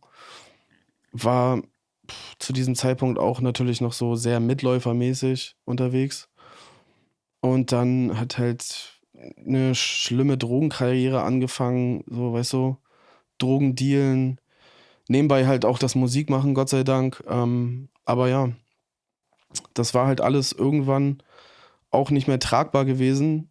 Und ich habe dann irgendwie, ich glaube mit 24 habe ich das dann so kurz hinbekommen, mich zu fangen. Aber ja, das davor war alles wirklich sehr crazy, muss ich ehrlich sagen. Also keinen Schulabschluss bekommen, den habe ich, glaube ich, mit 28 dann irgendwann nachgeholt und so. War viel, was ich alleine wuppen musste. Also ich habe mich dann quasi selbst erwachsen gemacht. Aber das hat's jetzt auch gebracht, weil ich sehe Leute, die sind älter als ich und god damn, so, ich bin froh, heute bin ich froh, heute weiß ich, dass das so irgendeine Aufgabe mir gegeben wurde aus dem Grund, weil ich daran wachsen kann und dass auf jeden Fall Jah irgendwas immer für mich vorgesehen hatte und heutzutage ich echt froh bin, dass ich nicht so verblendet bin und Geld für mich alles ist und so, dass ich halt wirklich echte Freunde habe, so Leute, die ich wirklich Freunde nennen kann. Deswegen, ja, ich hatte eine schlechte Kindheit, aber ich habe sie, glaube ich, besiegt eigentlich, würde ich sagen, jetzt mit 34. Danke für deine Offenheit. Gibt es denn den einen Auslöser, der dich so in die Sucht getrieben hat? Oder war das einfach so alles, was du gerade beschrieben hast, was ja eine Menge ist, wenn das so auf jeden Menschen, aber noch viel schlimmer auf einen jungen Menschen einprasselt, so als Gesamtkonstrukt. Und dann, weil ich versuche es zu verstehen, als jemand, die nie abhängig nach Substanzen war, die auch traumatische Erfahrungen gemacht hat in der Kindheit und auch viele schlimme Sachen passiert sind. Und ich habe nicht diesen Drogenweg niemals gesehen für mich als Option. Also vielleicht auch, weil er einfach nicht so vor meinen Füßen lag, ne, weil es mir vielleicht auch nicht angeboten wurde. Aber wieso bist du dann diesen Weg gegangen? Also man muss natürlich sagen, erstmal, ich habe als Kind Medikamente bekommen, so sehr früh. Gegen das ADHS? Nicht nur gegen das ADHS, sondern auch, also ich hatte so Verhaltensstörungen und es wurden hier und da immer so mal Medikamente ausprobiert und alles. Und es war dann auf jeden Fall nicht Ritalin gewesen, aber es waren so Beruhigungsmedikamente, die ich bekommen habe. Und auch in den Kliniken dann, also ich würde sagen, dass es grundsätzlich da angefangen hat, weil man auch, man hat halt ein Medikament bekommen. So Diazepam-mäßig oder was? Halt so Depiperon war es tatsächlich gewesen, so ein roter Saft. Und der muss völlig überdosiert oder so gewesen sein. Auf jeden Fall habe ich in dem Moment gemerkt, das ist wie Drogen, Alter. Und das war halt, okay, das war legal. Der Arzt sagt, es ist okay. Okay, diese Drogen sind normal, vielleicht brauche ich diese Drogen, damit ich mich gut fühle, weißt du? Diese Tablette, diesen Saft. Ich würde sagen, dass das auf jeden Fall den Anfangsstein gesetzt hat für das alles. Aber was es im Endeffekt gewesen ist, ist einfach Mecklenburg-Vorpommern so. Neubrandenburg. Oh, jetzt tust du aber MacPom. Ey, ich will gar nichts Schlechtes gegen MacPom sagen, aber es gibt, also wenn ich woanders hinfahre oder eine andere Entwicklungsphase von Leuten, von Menschen sehe, so, das ist nicht so hart geprägt von Amphetamin und Drogen und Alkohol und schlechten Eltern und Frauenhäusern und das ist krass, wirklich. Das geht einfach nicht spurlos an einem vorbei. Und die Stadt hat mich einfach gebrochen. So, das war der erste Bruch, weil es gab, wie gesagt, keine echten Freunde. Es sei denn, du hattest irgendwie was mit Drogen zu tun. So. Du warst im betreuten Wohnen, wo jeder irgendwas mit Drogen hatte oder gestorbene Eltern oder Eltern auf Drogen. So. Das war halt alles, wo ich gewesen bin. Da, wo ich durch die Gegend geschickt wurde oder halt mich bewegen musste, weil das meine Möglichkeiten waren, ging es überall um Drogen. So. Jeder hatte irgendein psychologisch oder ein Suchtproblem. So. Das war einfach crazy. Du gehst ja sehr offen auch mit deinem Drogenentzug um. Ja. Da ranken sich ja viele Mythen und auch Vorurteile um so einen Entzug. Magst du uns da mal mitnehmen, wie es zu dem Entschluss kam, überhaupt einen Entzug zu machen? Also als du festgestellt hast, so, shit, ich habe ein Problem, so, und da komme ich auch alleine safe nicht raus. So, also safe im Sinne von, das sollte man vielleicht betreut machen, so ein Entzug. Und wie entscheidet man sich dann für eine Klinik? Wie lange bleibt man da? Wie regelt man seinen Alltag? Der geht ja weiter und man ist aber selber in der Klinik. Ja. Wie war da die Reise du hast es ein paar Jahre gemacht, das Game mit den Drogen, und dann hast du beschlossen, aufzuhören? Ja, das ist halt so, also erstmal habe ich natürlich früh gelernt, dass das eine Hilfe ist. Also, wie ich angesprochen habe, damals mit 16, wo der Therapeut meiner Schwester mich in die Klinik quasi gebracht hat und ich da behandelt wurde wegen Depressionen und unter anderem auch wegen Grasrauchen, was halt damals das einzige Problem war für die. Erstens habe ich da halt, wie gesagt, erfahren, dass es eine Hilfe sein kann, dass man auch da eine Auszeit bekommt, so abseits von seinem Alltag und sich wirklich erstmal auf alle Probleme, die man wahrnimmt, überhaupt richtig fixieren kann, weil nicht andauernd neue Probleme dazukommen. Was mir unheimlich geholfen hat, auch aufs eigene Standbein zu kommen. Und ja, genau. Und dann ist es halt, der Ablauf, wenn man sowas machen möchte, ist halt sehr schwierig. So. Vor allem für Leute, die Arbeit haben, eine Wohnung haben. Das hat ganz viele Anträge hinter sich und auch viele Komplikationen, die man am Anfang gar nicht wahrnimmt. Eben das auch mit der Wohnung. Und wie ist es dann mit dem Geld und Krankengeld und so weiter und so fort. Aber ich hatte in dem Moment halt nichts. So. Ich hatte weder eine Wohnung noch Freunde, weil ich mir das alles versaut habe. So. Also vielleicht waren das auch nicht irgendwie immer Freunde gewesen, die ich da damals hatte in Rostock, aber die Beziehung, die ich mir da mit Menschen aufgebaut habe, die habe ich komplett versaut, eben wegen den Drogen. Und ja, es gab keine andere Möglichkeit. Das war meine Entscheidung. Meine Entscheidung war, dass ich nicht sterben will. So, ne? Und das war eine Zeit lang halt ein Gedanke, der immer wieder stattgefunden hat, also mich auch nicht in Ruhe gelassen hat, immer wenn es schwer geworden ist. Und das halt danach komplett aufgehört. Und ja, ich habe jede Energie, die ich hatte, genutzt, mich da reingebracht, bin in Entzug gegangen, musste ich halt machen, um überhaupt Anrecht auf die Langzeittherapie zu haben. Also es gibt halt einen Unterschied zwischen Entzug und Therapie. Entzug ist 2 bis 6 Wochen, je nachdem welche Substanz. Und Langzeittherapie findet halt auf jeden Fall in einem Rahmen statt über 5 Monate. So. Also 5 bis 8 Monate. Meistens wird nicht so viel bewilligt, wie eigentlich notwendig wäre. Und du musst es dann während der Therapie nochmal verlängern. Ist das dann stationär, so eine Langzeittherapie? Das ist stationär. Also du kannst dir das aussuchen, aber eine Langzeittherapie findet stationär statt und eigentlich am besten auch nicht irgendwie in der Nähe von deinem Zuhause, weil das ändert dann halt alles nichts. Und natürlich hätte ich das auch alles damals in Rostock machen können, aber ich wollte halt einfach weg von dieser verbrannten Erde und auch von der Person, zu der ich da geworden bin. Und dann, ja, kam alles so, wie es kommen sollte. Ich meine, hätte keiner gedacht, oder ich hätte es nicht gedacht, weißt du, weil ich hatte am Anfang in Rostock eigentlich Freundin, geile Wohnung, ihr ging es finanziell gut, mir ging es finanziell gut. Ich hatte damals auch schon für Apple gearbeitet und so. Da waren viele Anstöße, wo ich hätte ansetzen können, aber ich war halt einfach mit dem Leben, was ich da geführt habe, nicht zufrieden, so weißt du. Ich musste trotzdem nebenbei noch dealen, weil ich extrem hohe Kosten ans Gericht zu decken hatte für die ganze Scheiße, die ich gebaut hatte, und man ist allem halt hinterhergelaufen. Und ja, das ist für mich überhaupt gar keine andere. Also das war halt so ein Bauchreflex. So, jetzt gehe ich nach Berlin. Ich hatte immer Kontakte hier nach Berlin, jetzt nicht nur wegen irgendwelchen Straßensachen, sondern auch, ich hatte Freunde hier. Viele Leute aus Rostock und aus Neubrandenburg haben auch hier gewohnt und so. Und dann war das halt völlig klar gewesen. Dann habe ich das gemacht. Und dann war ich halt, wie gesagt, im Entzug. Raus aus dem Entzug, rein in den Rückfall, nochmal in den Entzug. Und dann direkt noch THC positiv und alles drum und dran, von Entzug mit Krankentransport in die Langzeittherapie. Weil wenn du noch THC positiv bist, können die dich eigentlich nicht annehmen. Es sei denn, du kommst halt direkt frisch aus dem Entzug. Und dann musst du jeden Tag halt Urin abgeben und die gucken halt, ob sich das auch immer weiter nach unten senkt. Ja, so war das halt gewesen. Und auch erst wirklich nach diesen 3 Monaten, wo ich wirklich THC negativ war, hat sich so eine kleine Veränderung körperlich gezeigt. Und natürlich auch von den anderen Drogen. Also ich sag ganz ehrlich, der kalte Entzug und so dann nochmal von diesen Medikamenten. Und ja, der erste Entzug war auf jeden Fall richtig schlimm. So, Wie alt warst du da? Das ist 2021 gewesen. Noch gar nicht so lange her.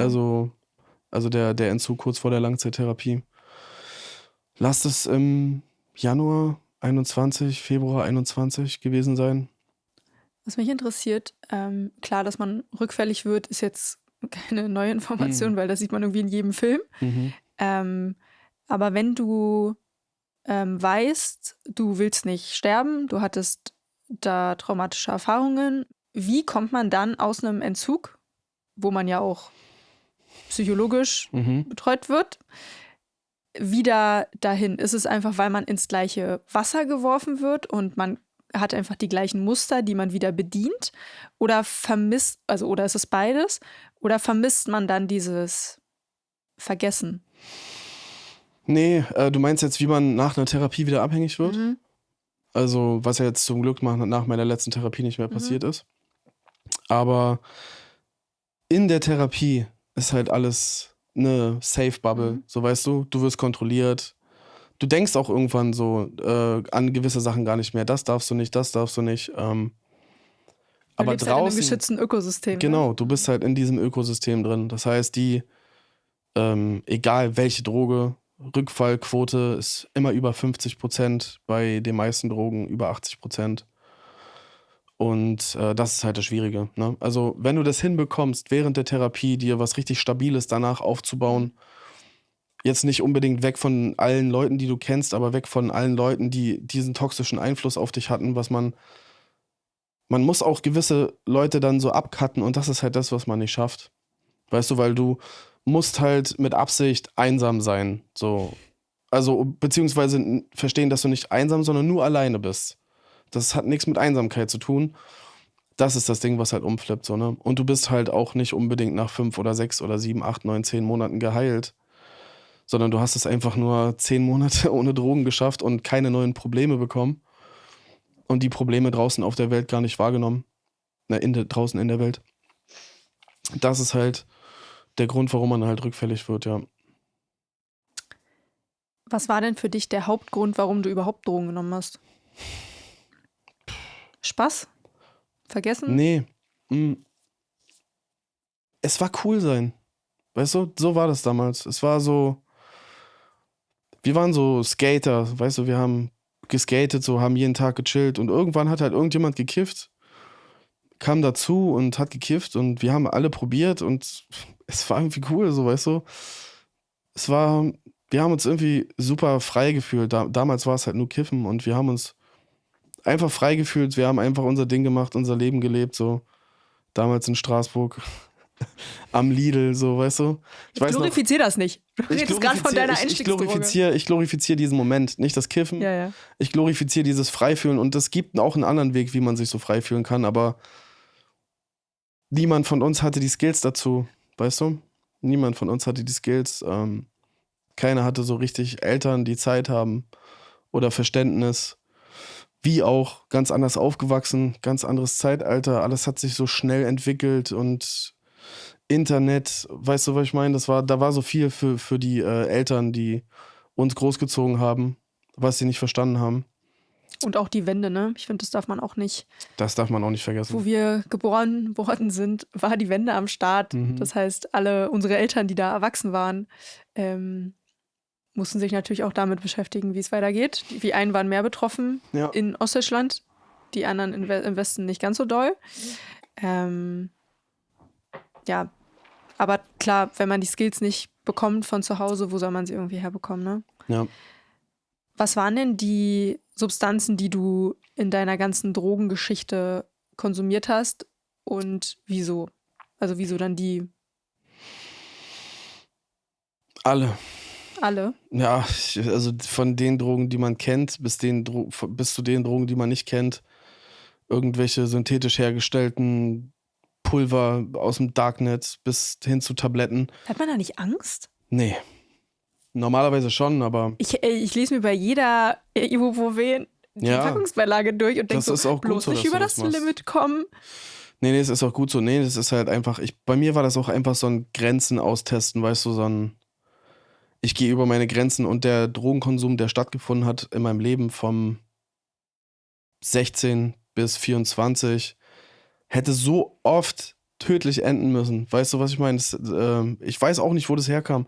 Ich verstehe es bis heute nicht. Ich denke, dass es von der Kindheit getriggert ist, irgendwas, was die Droge dann in dem Moment ersetzt hat. Und irgendwann wurde jede Droge für sich so langweilig, weißt du? Man hat immer was Neues ausprobiert, immer noch mehr. Ich war am Anfang viel abhängig von Amphetamin und war tagelang wach, so 5, 6 Tage am Stück wach, wirklich. Wir haben so Scherze darüber gemacht, weißt du, so, yo, wie viele Tage bei dir und so. Schlimm, wenn ich daran heute denke. Ich weiß, keine Ahnung, wie das passiert ist. Ist man dann entspannt wach? Nee. Oder ist man so aufgedreht, oh mein Gott, nein, du bist überhaupt nicht entspannt wach. Ich denke, dass das auch irgendwas mit ADHS zu tun hatte, natürlich. Also nicht jetzt entspannt wach im Sinne von wie jetzt am Tag, aber ist man da die ganze Zeit auf Sendung? Man ist man ist zwischendurch auch entspannt. Also nach 2, oder sagen wir so, nach 2 Tagen setzt so ein Effekt ein. Das ist, glaube ich, der Effekt, wo diese Schlaf- oder Aufwachhormone miteinander und mit dem Schlafentzug kombinieren und dann ist es so eine Scheißegal-Stimmung, als hättest du so eine Beruhigungstablette, eine Xanax oder so genommen, weißt du? Und dann erst, wenn es dunkel wird, bist du auf einmal so wieder übelst aufgekratzt. Das war halt das, was uns damals gekickt hat. Und bei uns gab es... Was macht man denn, wenn man 5 Tage wach ist?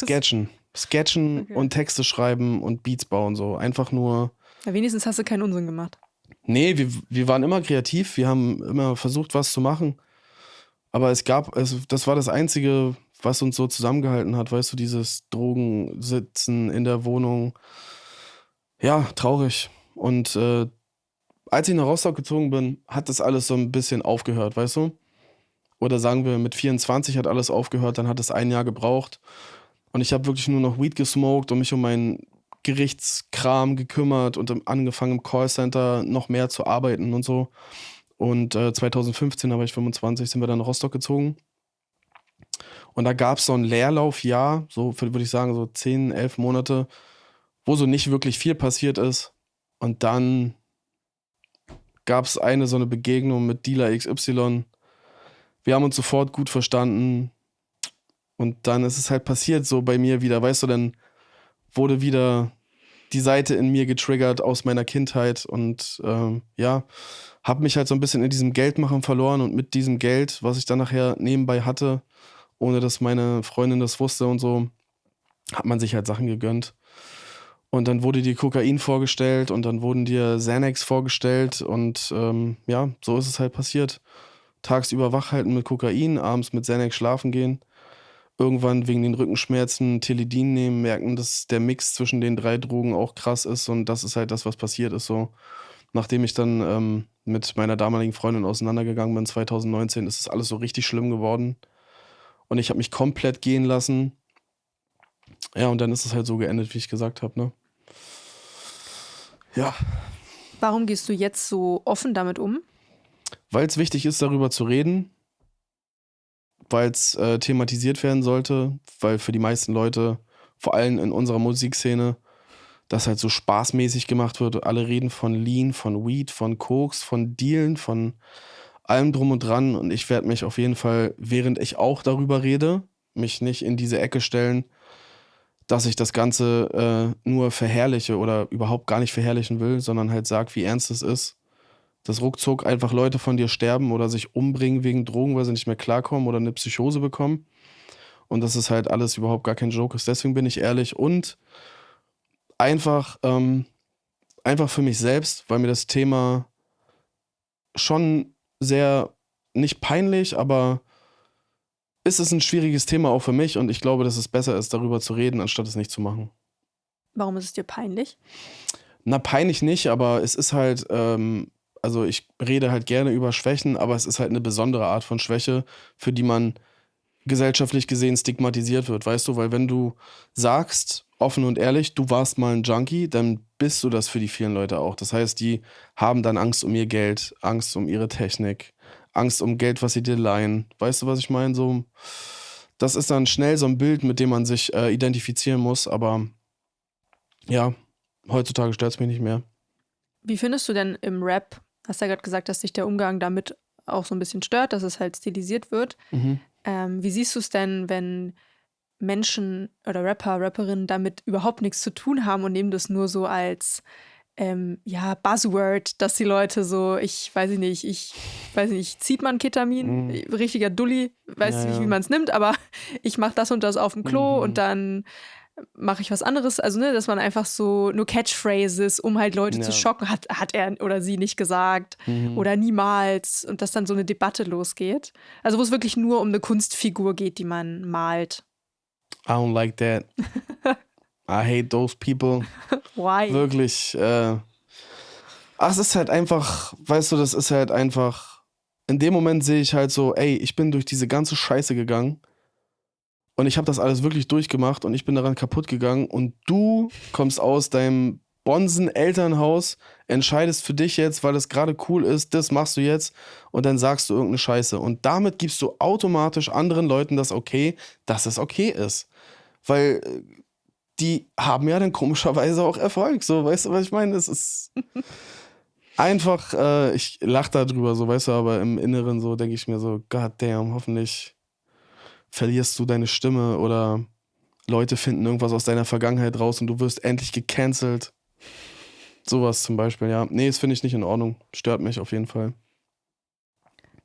Bist du denn mit den ganzen Jahren Drogenkonsum, ne, mal mehr, mal weniger, Mischkonsum, hast du denn das Gefühl, dass du deinem Erlebten dadurch entkommen bist? Auf eine gewisse Art und Weise für eine Zeit? Ja, auf jeden Fall. ich muss leider sagen, dass es wahrscheinlich, also irgendwie auch immer wichtig war, weißt du, weil es gab halt eine Zeit lang keinen anderen Ausweg für mich. Ich konnte von dieser Situation, in der ich mich gefangen gefühlt habe, nicht entfliehen, außer auf Drogen. Und damals war mir das nicht bewusst. Ich habe jetzt nicht gesagt, oh, ich muss der Situation entfliehen, jetzt nehme ich das. Sondern es war halt einfach, weißt du, es hat sich einfach so getan. Und eine Zeit lang waren Drogen mein Zuhause. Ja, ich muss es einfach so sagen, weißt du, weil anders hätte ich das manchmal gar nicht geschafft, weißt du, weil, damn, es war einfach niemand da und ich konnte für mich selber nicht da sein und das die ganze Zeit zu sehen, ist nicht unbedingt leicht und ich glaube, dass es gibt auch gewisse Sachen, die ich nicht mehr weiß, glaube ich. Jedenfalls kann ich das deuten aus gewissen Briefen, die ich bekommen habe vom Gericht nach der ganzen Sache, wo ich mich überhaupt nicht mehr erinnern konnte, was ich da angeblich gemacht habe. Finde ich das, glaube ich, gut, dass gewisse Sachen auch einfach nicht mehr da sind in meinem Kopf, beziehungsweise da nicht mehr stattfinden. Und für damals war es halt wichtig gewesen, weil ich weiß nicht, was sonst passiert wäre, weißt du, ich hätte im Knast landen können oder wirklich tot sein oder wirklich irgendwann so krank sein und irgendjemanden, der mich die ganze Zeit gemobbt oder fertig gemacht hat, mehr als nur ein bisschen zu verletzen und das haben schon die Drogen aufgehalten, würde ich sagen. Leider.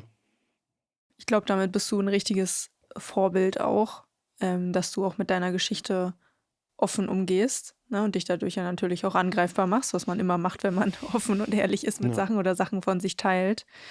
Daher finde ich das wirklich richtig groß, dass wir jetzt auch den Raum, das soll jetzt hier kein Psychologie-Podcast werden, weil wie man merkt, ich bin da wirklich nicht bewandert, was das Thema angeht.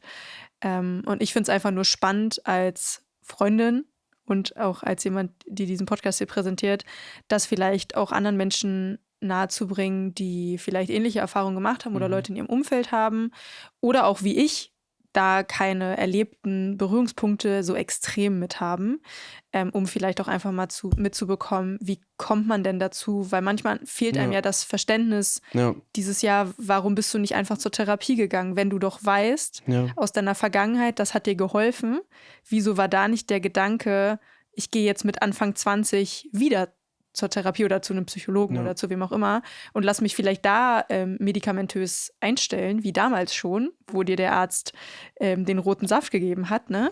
Dass du halt dich eher auf so einen klinischen Weg wieder, ne? Warum geht man dann den illegalen, sehr teuren, gefährlichen Weg? So, das sind ja auch so Gedanken, die ich mir auch stelle, ne? Wieso geht man nicht auf das, was man kennt, zurück? So, und deswegen finde ich das total spannend. Es ist meistens sind es die Leute, die sich selbst aufgegeben haben, weißt du?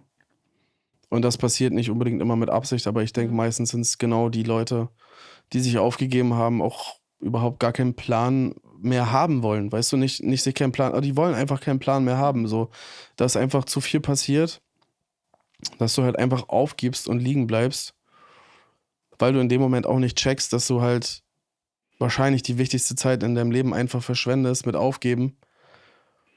Und es lohnt sich auf jeden Fall an alle Leute, so, weißt du, macht eine Therapie und wenn ihr 3-mal Therapie macht, so, im Endeffekt ist es halt immer wichtig, sich damit zu befassen, geht's mir gut oder nicht und ehrlich zu sich zu sein. Und viele Leute können das nicht und haben das auch verlernt. Ja. Ehrlich zu sich zu sein? Ehrlich zu sich zu sein, genau. Wir reden ja jetzt auch gerade in einem Musikpodcast und Hip-Hop. Und das wird doch tatsächlich, also ich denke, dass es diesen Leuten noch antrainiert wird. Weißt du, wenn du die ganze Zeit eine Rolle spielst, dann wirst du irgendwann zu einem anderen Menschen, ohne dass du das willst und ohne dass du das merkst. Wie zum Beispiel Moneyboy, so, der einfach aus Joke alles gemacht hat. Der wurde wirklich zu sich selber. Das ist crazy. Der hat einfach eine Abhandlung geschrieben über Sprache und während er das gemacht hat, ist er den Drogen verfallen und jetzt macht er das ernsthaft. Und jetzt ist es auf einmal auch noch gut. So, weißt du? Das funktioniert vor allem. Ja, das ist halt krank. So. Ich glaube, er weiß nicht, wer er ist. Ich habe da keine Meinung zu. Also ich schätze ihn von außen so ein. Das ist für mich so einer, der tatsächlich durch diese ganze gefakte Veränderungen und dieses Aneignen von Sachen, die man einfach nicht ist. Dadurch, dass kann man sich auch negativ verändern, wahrscheinlich. Zu sich selber ehrlich zu sein, braucht ja aber auch richtig viel Mut, weil das an die Stellen zu gehen, die richtig wehtun, die jetzt nicht so, die man oberflächlich so weglacht, sondern so, okay, jetzt schauen wir aber mal richtig hin und jetzt streuen wir mal richtig Salz in die Wunde, weil ich finde auch, um zu heilen, muss man oft ja auch erstmal einfach kaputt machen und aufreißen. Ja. Und das ist schon hart. Das ist keine Also da spreche ich auch Aufgabe. aus einer persönlichen Erfahrung. Da braucht man richtig viel Kraft für. Und das ist nicht einfach mal so, ach, ich gehe jetzt zur Therapie oder ich mache jetzt mal das und das, für welchen Weg man sich auch immer entscheidet. Deswegen habe ich größten Respekt vor allen, die das angehen und auch vor allem der Ursache dafür auf den Weg gehen und nicht nur die Symptome behandeln, wie jetzt eine Drogensucht. Dass man sagt, ja gut, jetzt ist man clean, ne? Also rein klinisch betrachtet. Ja. Aber die Ursache, warum man da hingekommen ist, ist ja nach wie vor dieselbe. Das ist halt die Sache, der man auf den Grund, das muss man rausfinden. Was ist die Ursache? Werbung. Merch machen klingt ja immer so leicht, kann ja aber total leicht überfordern. Das richtige Design, der richtige Shirt-Rohling, welcher Merch ergibt überhaupt Sinn, in welcher Stückzahl, wo lasse ich das produzieren und veredeln und. Wenn dir jetzt schon der Kopf raucht, habe ich einen Vorschlag für dich. Spreadshop bietet dir persönliche Beratung und Print on Demand. Shop eröffnen, Produkte anlegen und los geht's. Das Ganze ist für dich komplett kostenlos und du verdienst ab dem ersten Verkauf. Details findet ihr unter spreadshop.de und das Team steht dir mit echten Menschen gerne mit Rat und Tat zur Seite. Ich verlinke dir das auch gerne nochmal in den Shownotes. Also das geht raus an alle aufstrebenden Musikschaffenden, Labels und Managements dieser Welt. Schaut auf der Webseite mal vorbei und überzeugt euch selbst. Werbung Ende. Und du bist ja auch ein gutes Beispiel, dass es funktionieren kann, dass man danach es schafft, ohne die Substanzen weiterzumachen.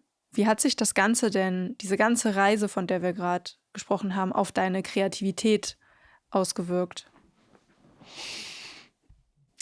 Das ist eine wunderschöne Frage. Oder? Ja, die Frage ist wirklich, wirklich toll. Also ich würde sagen, ich war immer kreativ, wollte immer kreativ sein, habe das immer versucht, aber nach der Therapie ist alles irgendwie 1000-mal besser geworden, weil während der Therapie ein Album zu machen, ohne Drogen, obwohl du immer Drogen genommen hast und die ganze Zeit in diesem Therapiealltag dich mit deiner Vergangenheit zu befassen und die reinzuziehen, welche Fehler man selbst gemacht hat, das war einfach krass und das hat richtig krass lange gedauert und es gab zum Glück nach der Therapie 1-2 Sachen, die passiert sind, wie zum Beispiel die Tour mit den Argonautics, was dann halt so ein bisschen mich halt nach vorne getrieben hat, so, okay, ich kann jetzt hier keine Musik machen, dann fahre ich halt nach Rostock. Okay, ich kann jetzt das nicht machen, dann mache ich halt das. Es hat sich nur zum Positiven entwickelt. Heute würde ich sagen, ich könnte 7 Tage die Woche ins Studio gehen und würde 7 Tage die Woche einen geilen Song machen. So. Auf jeden Fall. Ach, ich finde das so schön. Was hat sich denn am meisten in deinem Leben verändert, seit du clean bist? Mein Selbstwertgefühl. Weil der Unterschied ist halt gewesen, klar, ich habe mir immer Hilfe geholt, weißt du? Also ich habe immer mir helfen lassen, wenn ich Hilfe brauchte und fand das nicht schlimm. Aber vor der Therapie fand das immer in Verbindung mit irgendeiner Schlüsselperson statt.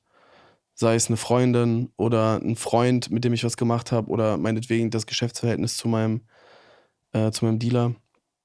Aber nach der Therapie habe ich es alleine gemacht, weißt du? Also alleine mich um den Job gekümmert, alleine mich um eine Wohnung gekümmert und wirklich von Spandau nach Köpenick, nach Lichtenberg und Mitte und also das habe ich halt alles alleine gemacht und ich denke, wenn ich jetzt auch noch eine eigene Wohnung habe, dass dann das Limit erreicht ist und das Ganze so zu einer positiven Entwicklung geführt hat, dass ich auch selber sagen kann, okay, ich bin jetzt zufrieden. So, ich habe jetzt meinen eigenen Space, das ist das, was ich nie hatte. So, ich war im Heim darauf angewiesen, ich war in der Therapie darauf angewiesen. Selbst das Zuhause bei meiner Freundin hat sich nicht wie mein Zuhause angefühlt, wo ich mich nach irgendwas richten musste. Mein Elternhaus leider so, weißt du, ich bin heute cool mit meiner Mom und meinem Dad und meiner Schwester, aber das war auch kein Zuhause. Und ganz lange war das halt die Ursache und das habe ich halt rausgefunden bei der Therapie, dass dieses sich nirgendwo hingehörig fühlen, dieses kein Zuhause zu haben, das Problem war, was ich hatte. Und jetzt lebe ich in meinem 15 Quadratmeter Zimmer und ich liebe es, ja. Es ist einfach geil.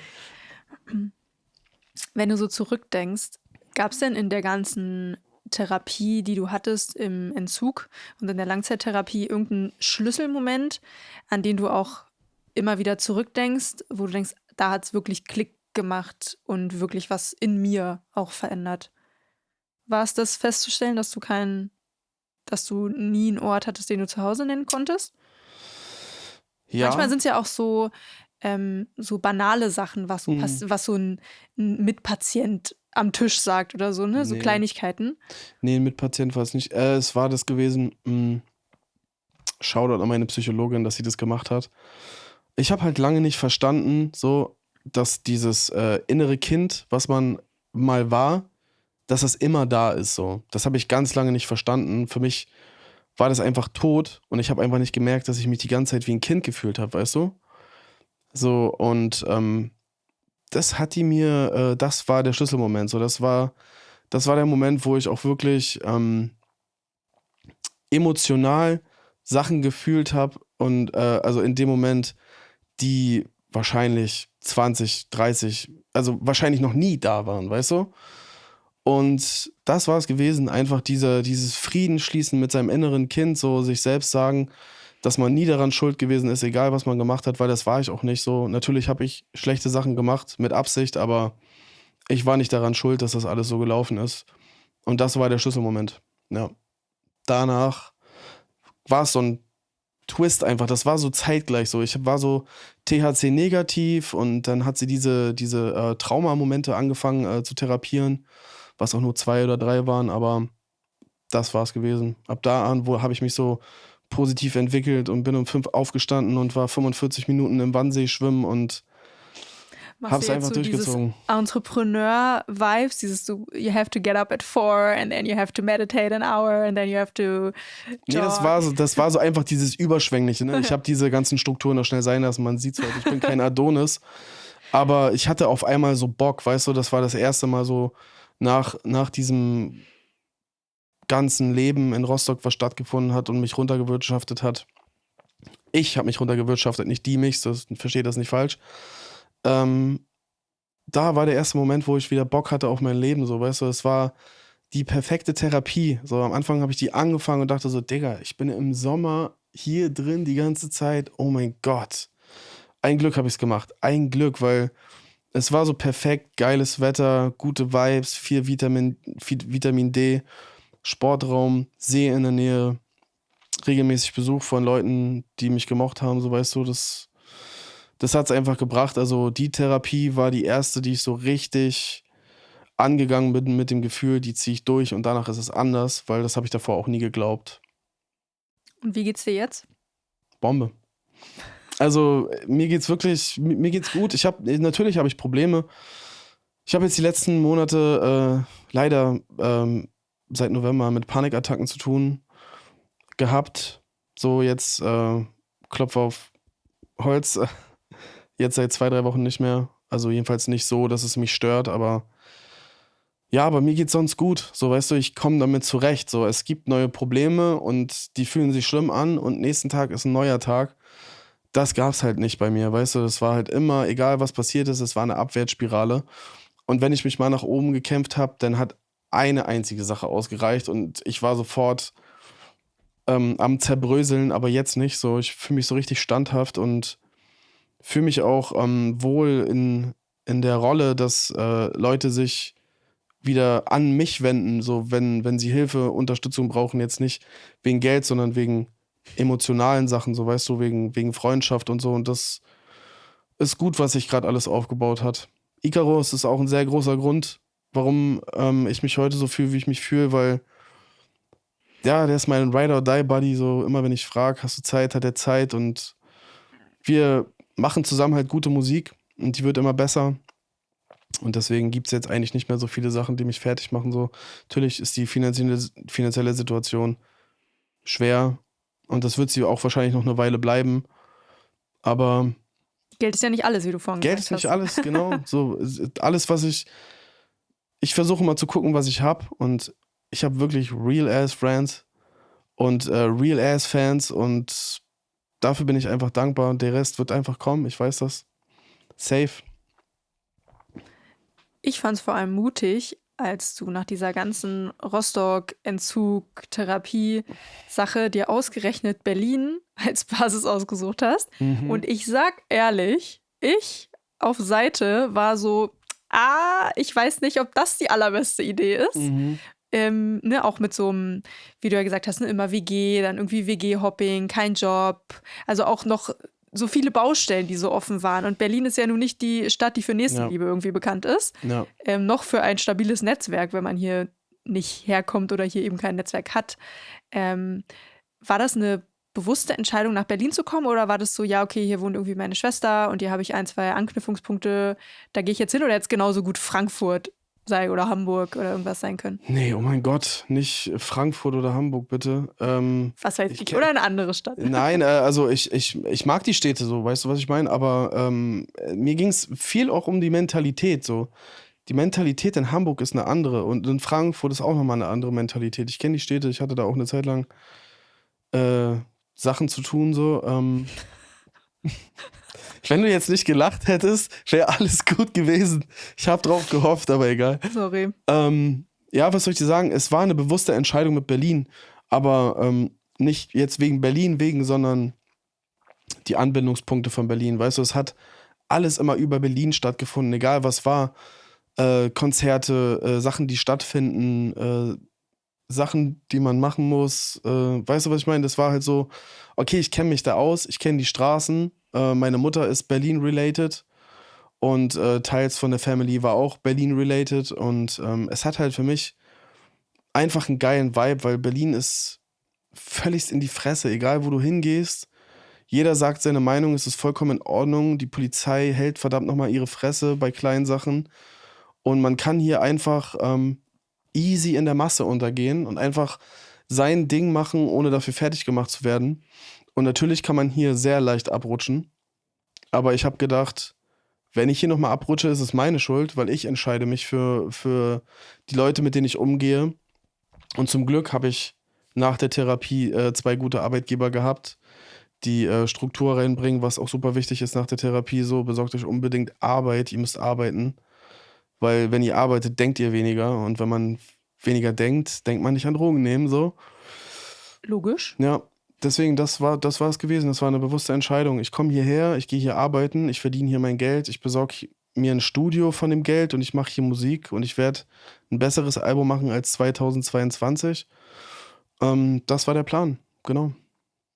Was war denn Feedback von deinem ganzen Umfeld, als du da auch in Therapie gegangen bist und in den Entzug? Haben die sich alle von dir abgewendet oder fanden sie es geil? Nein, also meine engen Freunde, ja, also die Leute eng um mich rum, so mit denen ich geweibt habe eigentlich, das war durchweg positiv, weil alle froh waren, so, oh Gott, endlich macht ihr das und so, ja. Aber es gab natürlich auch Leute, die extrem schlecht über mich geredet haben, so, weißt du, weil wenn du aus diesem Milieu weggehst und in diesem Milieu dann halt gewisse Sachen passieren, so, kurz nachdem du weg bist, so, weißt du, was ich meine? Das ist halt schwer und das... Also nein, ich weiß nicht, was du meinst, aber... Naja, also... Kann ich es mir vorstellen, grob. Du hast halt einen Kreislauf, in dem du dealst und dann gehst du halt weg und du sagst auch nicht unbedingt, warum du weggehst, sondern du gehst einfach, weil ich mir das so rausgenommen habe. Dann ist natürlich die Rederei groß, ne? Ich habe mich natürlich mit den Leuten, mit denen ich damals gearbeitet habe, ich habe mein Gesicht gezeigt. So, ich bin da hingegangen, zu Grabe gekrochen, habe das Geld, was noch ausstand, bezahlt und gesagt, ey, ich gehe jetzt so in Therapie. So, ich bin jetzt weg, auch aus Rostock, ich komme auch nicht mehr wieder. Es tut mir leid, was passiert ist, so. Was halt für die Therapie auch ganz wichtig war, dass ich das gemacht habe. Aber es waren auch viele Leute dabei, die mich auch auf Social Media dafür echt nicht so gut behandelt haben. Muss ich ehrlich gesagt sagen. Die fanden das dann fake Oder was fanden sie fake? Wie ich war. Ah. Weißt du, wie ich war und was ich gesagt habe, so, ja, erst liegst du auf Alprazolam rum und verkaufst auf Instagram Xanax und abgefüllte Grasgläser und jetzt machst du so Therapie, aber ich habe mich halt dem auch komplett gestellt. Ich dachte mir so, okay, ich rede dann auch mit euch. Und meinte so, ich so, ja, aber willst du mich jetzt runtermachen, weil ich jetzt nicht mehr so leben will? So, ich ändere jetzt mein Leben. Ich stehe dazu, was ich gesagt habe. Und mir tut das leid, was ich gemacht habe. Das habe ich auf jeden Fall dann nicht verstanden. Aber gut so, dass es passiert ist, ja, dass man halt sowohl positives als auch negatives Feedback bekommt.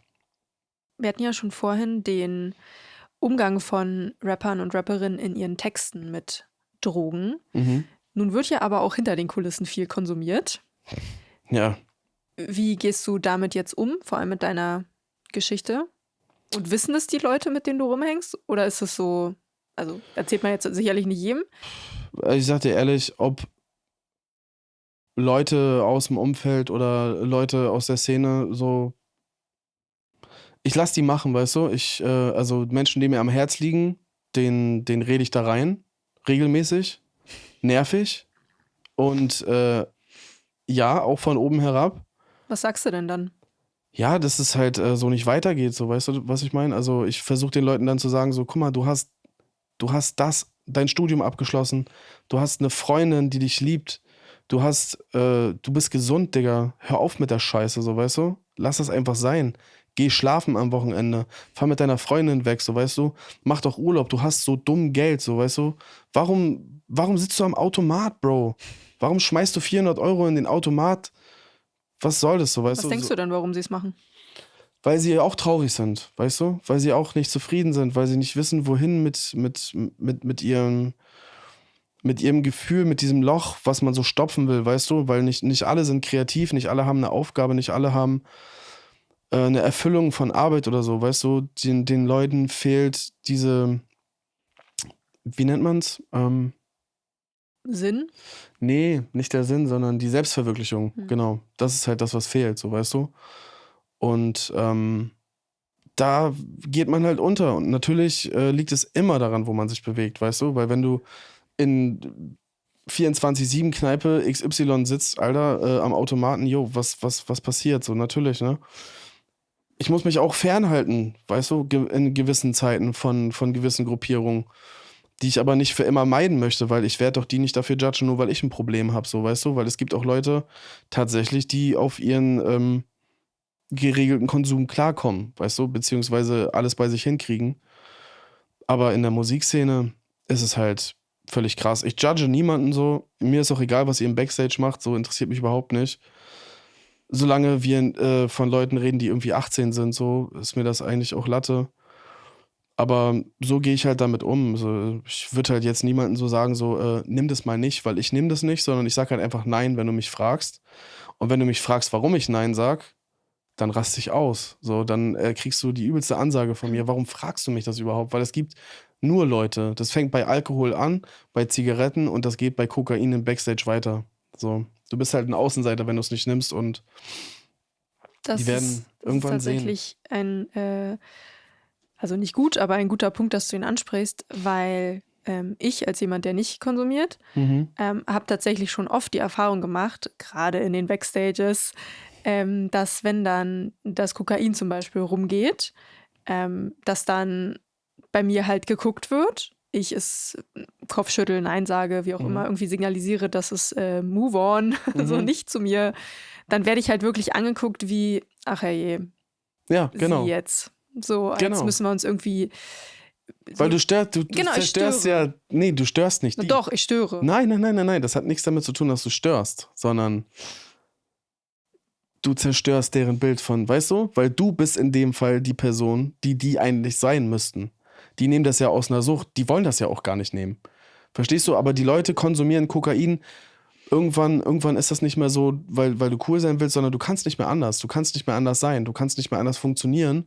Und dann nimmst du halt Kokain und dann ist jemand vor dir, der Nein sagt und dann fühlen die sich so, fuck, die sieht mich jetzt hier völlig auf Drogen, Alter. Das finde ich interessant, weil ich habe es komplett immer anders geframed, weil die sich dann quasi, also die sage ich jetzt, weil ist in dem Fall sind die nicht, die konsumieren und ich nicht, dass ich sie jetzt sehe in einem anderen Zustand, aber auch, dass es ihnen unangenehm ist, vor mir so zu sein. Genau. Also im Sinne von, dann sagt man vielleicht was Doofes oder man zieht es sich vor wem anders durch die Nase, was ja auch irgendwie schon so ein bisschen komisch ist, finde ich. Also finde ich als jemand, die nicht konsumiert, finde ich das immer ein bisschen komisch, wenn ich sowas sehe. Und da hatte ich eher das Gefühl, die wollen halt unter sich sein. Und ich bin dann halt so jetzt muss man auf die achten, weil die kriegt irgendwie alles mit und die, ne? Ja, so ist das auch. Aber eigentlich ist es halt eher das Ding. Wie wenn man als Frau in einem Backstage voller Männer ist. Das stört man auch. Genau, das würde ich unterschreiben. Also es sei denn, der Raum besteht aus nur Escapes, dann bist du herzlich willkommen. Auf jeden Fall. Sehr toxisch dann. Es ist super toxisch. Es ist halt so, in dem Moment, du unterbrichst halt die Kette und damit unterbrichst du halt auch die Leute, in dem Moment so zu sein, wie sie immer sind. So, weißt du, die müssen sich halt selbst kontrollieren. Und das ist halt, also du denkst halt, dass sie dich judgen, aber die sind halt einfach unsicher in dem Moment. So ist es halt, glaube ich. Und dann ist es halt wirklich so, oh mein Gott, die kann jetzt sagen, dass ich hier Drogen genommen habe.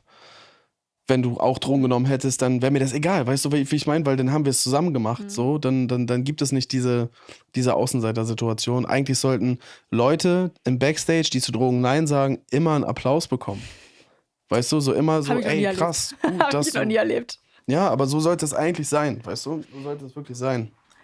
Gibt es denn zu dem ganzen Negativen, was mit den Drogen so kommt, gibt es auch irgendeinen positiven Aspekt? Vielleicht der Community-Gedanke, wenn man konsumiert oder dass man vielleicht nicht mehr alles ganz so wahrnimmt, wie es vielleicht ist. Bei irgendeinem Grund muss es ja geben, warum es so allgegenwärtig ist, aber irgendwie niemand drüber spricht. Ich würde das jetzt teilen in... Nee, das macht auch keinen Sinn, das zu teilen in verschiedene Drogen. Das macht überhaupt keinen Sinn. Also wenn ihr das, dann... Ich könnte das jetzt, ich muss das jetzt einfach anders beantworten, als ich es wahrscheinlich machen würde. So, weißt du, was ich meine? Weil es gibt nichts Positives an Drogen. Da gibt es wirklich nichts dran. So, wenn du ein Mensch bist, der sich selbst völlig im Griff hat, so, bei dem alles in Ordnung ist, der einfach für sich so wie eine Massage so mal einen Joint raucht, um so auszuschalten von der Welt, das ist nochmal was ganz anderes. Ich dachte wirklich zur Massage gehen, das mache ich. Ich auch. Nee, aber das ist halt noch mal was anderes, weißt du, es ist einfach schwierig aber im Großen und Ganzen gibt es an Drogen nichts Positives für mich.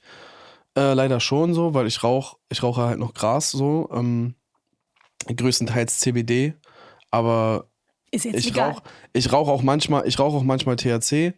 So, einige Leute haben wahrscheinlich auch was anderes über mich gedacht, aber ich sag das jetzt.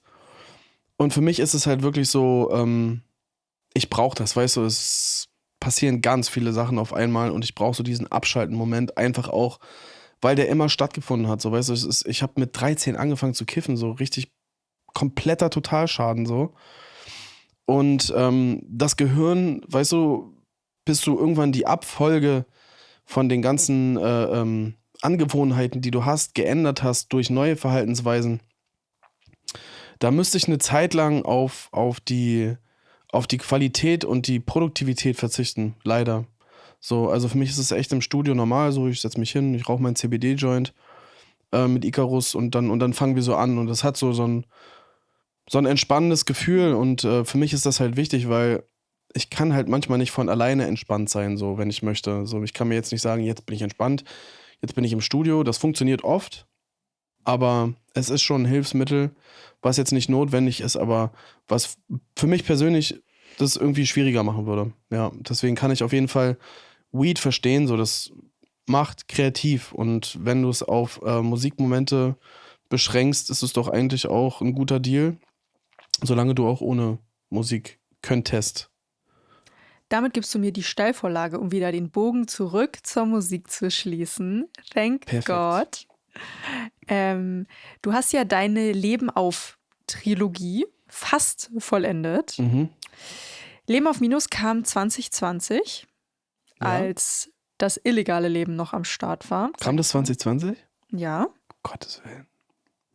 Außer ich aber ja, nee, du falsche. Nee, es kann ruhig sein, dass ich mir auch mal was falsch notiere. Nee, ich glaube nicht. Ich glaube, dass du recht hast. 2020 könnte sein. Aber ich habe mir 2020 aufgeschrieben, also behaupte ich es jetzt einfach mal.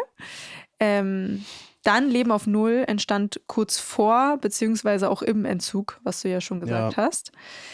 Leben auf Plus soll kommen, wenn du nicht mehr, sagst du selber, vom Dispo lebst. Wieso hast du denn dieses Format dieser Trilogie gewählt, beziehungsweise hast du damit überhaupt bewusst angefangen, als du Leben auf Minus gemacht hast, dass es irgendwann auch Leben auf Plus und Null? Natürlich war das von Anfang an komplett geplant. So habe ich dich auch eingeschätzt, Marcel. Nein, war es nicht. Es war nicht so geplant. Es war wirklich so, wie nenne ich mein Album, Dicker, und es war halt in dem Moment wirklich Leben auf Minus. So, ich habe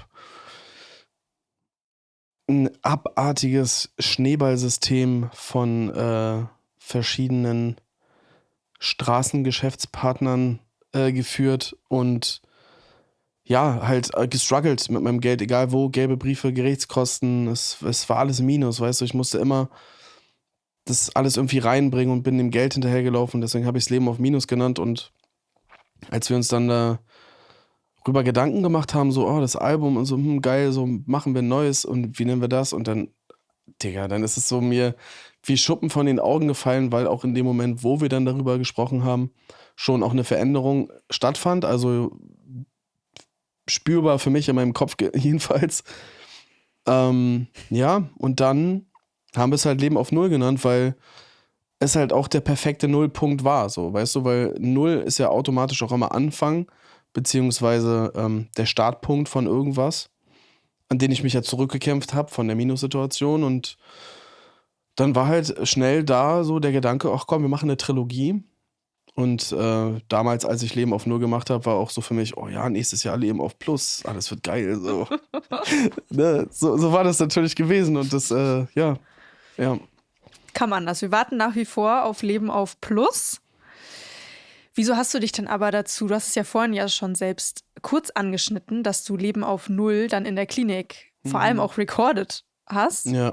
Wieso war das für dich der richtige Moment, wo du dich ja eigentlich auf deine Genesung konzentrieren solltest, zu sagen, ich besorge mir jetzt ein Mikrofon und ich nehme jetzt hier auf?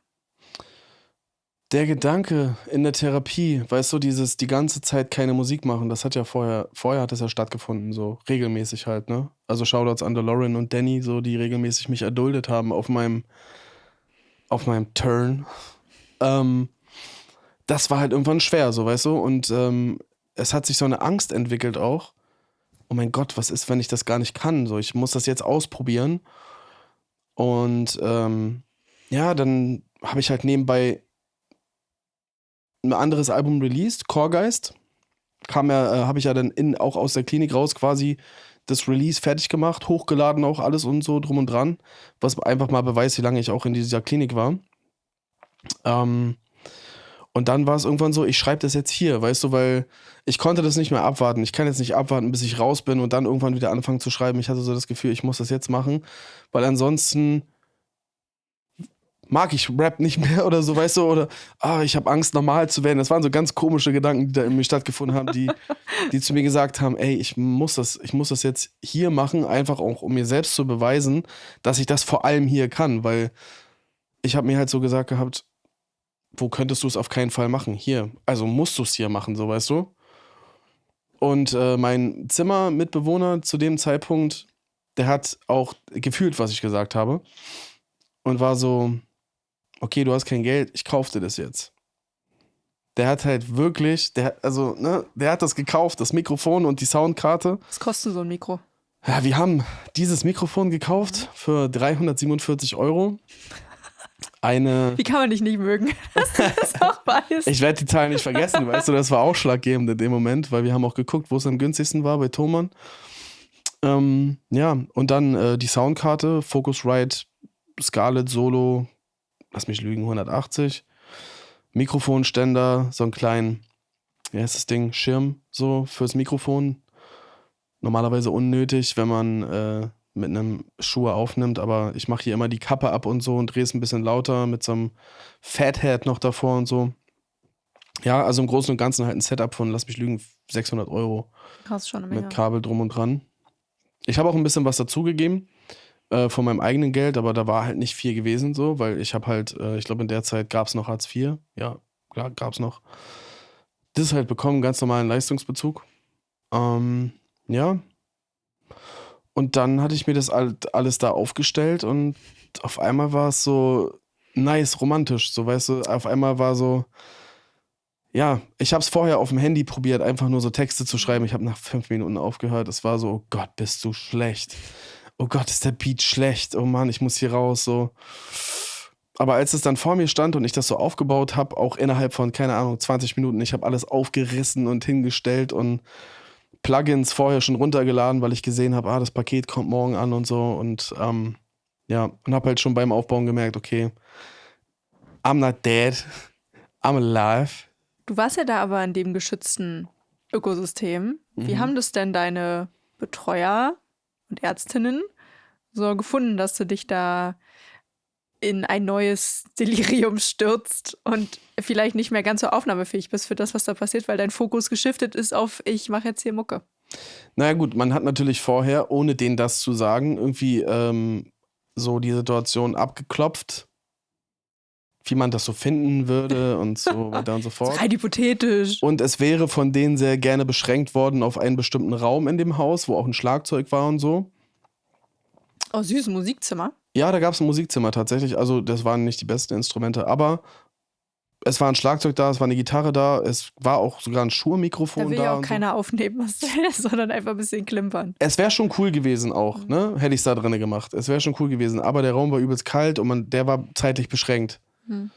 Und jedes Mal, wenn ich es versucht hatte am Anfang, war immer irgendwas so, weißt du, irgendwie so, nee, du kannst da jetzt nicht rein. Und ich war so irgendwann, fuck you, man. Ain't gonna ask you again. Und ich hab's einfach aufgebaut und bestellt. Ich habe auch gar keinen Bescheid gesagt. Und halt natürlich nur dann aufgebaut zu abends zu Zeiten, weil du tagsüber musstest du Therapie machen. Und dann halt nach dem Abendbrot 2-3 Stunden das aufgebaut und den einen Song, den ich dann nachmittags so in der Mittagspause, wo ich hätte schlafen können, geschrieben habe, dann schnell aufgenommen. Also es war halt oft auch nur ein 16er. Und ich habe es erstmal so probiert, aber ich habe es dann einfach gemacht. Und als ich es dann einfach gemacht habe, ist es dann aufgefallen und auf einmal fanden es alle cool so. Die haben das alle dann schon so gefeiert, so weißt du so, und haben dann, hier, ich nehme deinen Teller mit und so, du kannst schon mal aufnehmen gehen. So, die haben das sehr supported und auch meine Therapeutin war dann so, kann ich da mal in dein Zimmer kommen und mir mal was anhören? Ich sag, ja, aber können Sie schon machen, aber Ihr Bild von mir wird wahrscheinlich verändert werden. Oh, das glaube ich jetzt nicht, hat sie gesagt, aber es war genau so gewesen. Ja. Sie hat sich's angehört und es war so, oh mein Gott, also für sie war das so Black Metal, so, weißt du, irgendwas war, oh Gott, das ist so böse, so schlimm.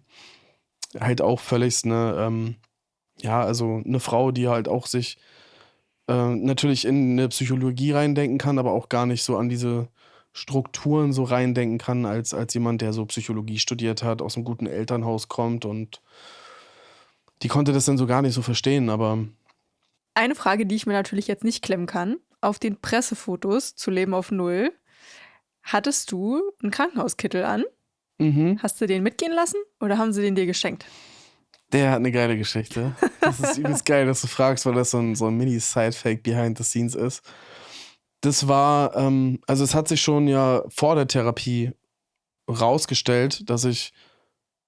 Nee, stimmt gar nicht. Das war so ein Ding einfach, genau. So, ich lag in diesem Zimmer und ich habe so einen leider so sehr benebelten Typen über die Station laufen sehen, so mit dem Hemd so. Oh. Und dann war ich so in meinem Kopf so, das sieht bestimmt geil für ein Musikvideo aus. Marcel. Ja, und dann hatte ich so geklaut und hatte es so reingesteckt und dachte mir so, nee, wenn du jetzt anfängst zu klauen, das ist so bad shit, don't do it.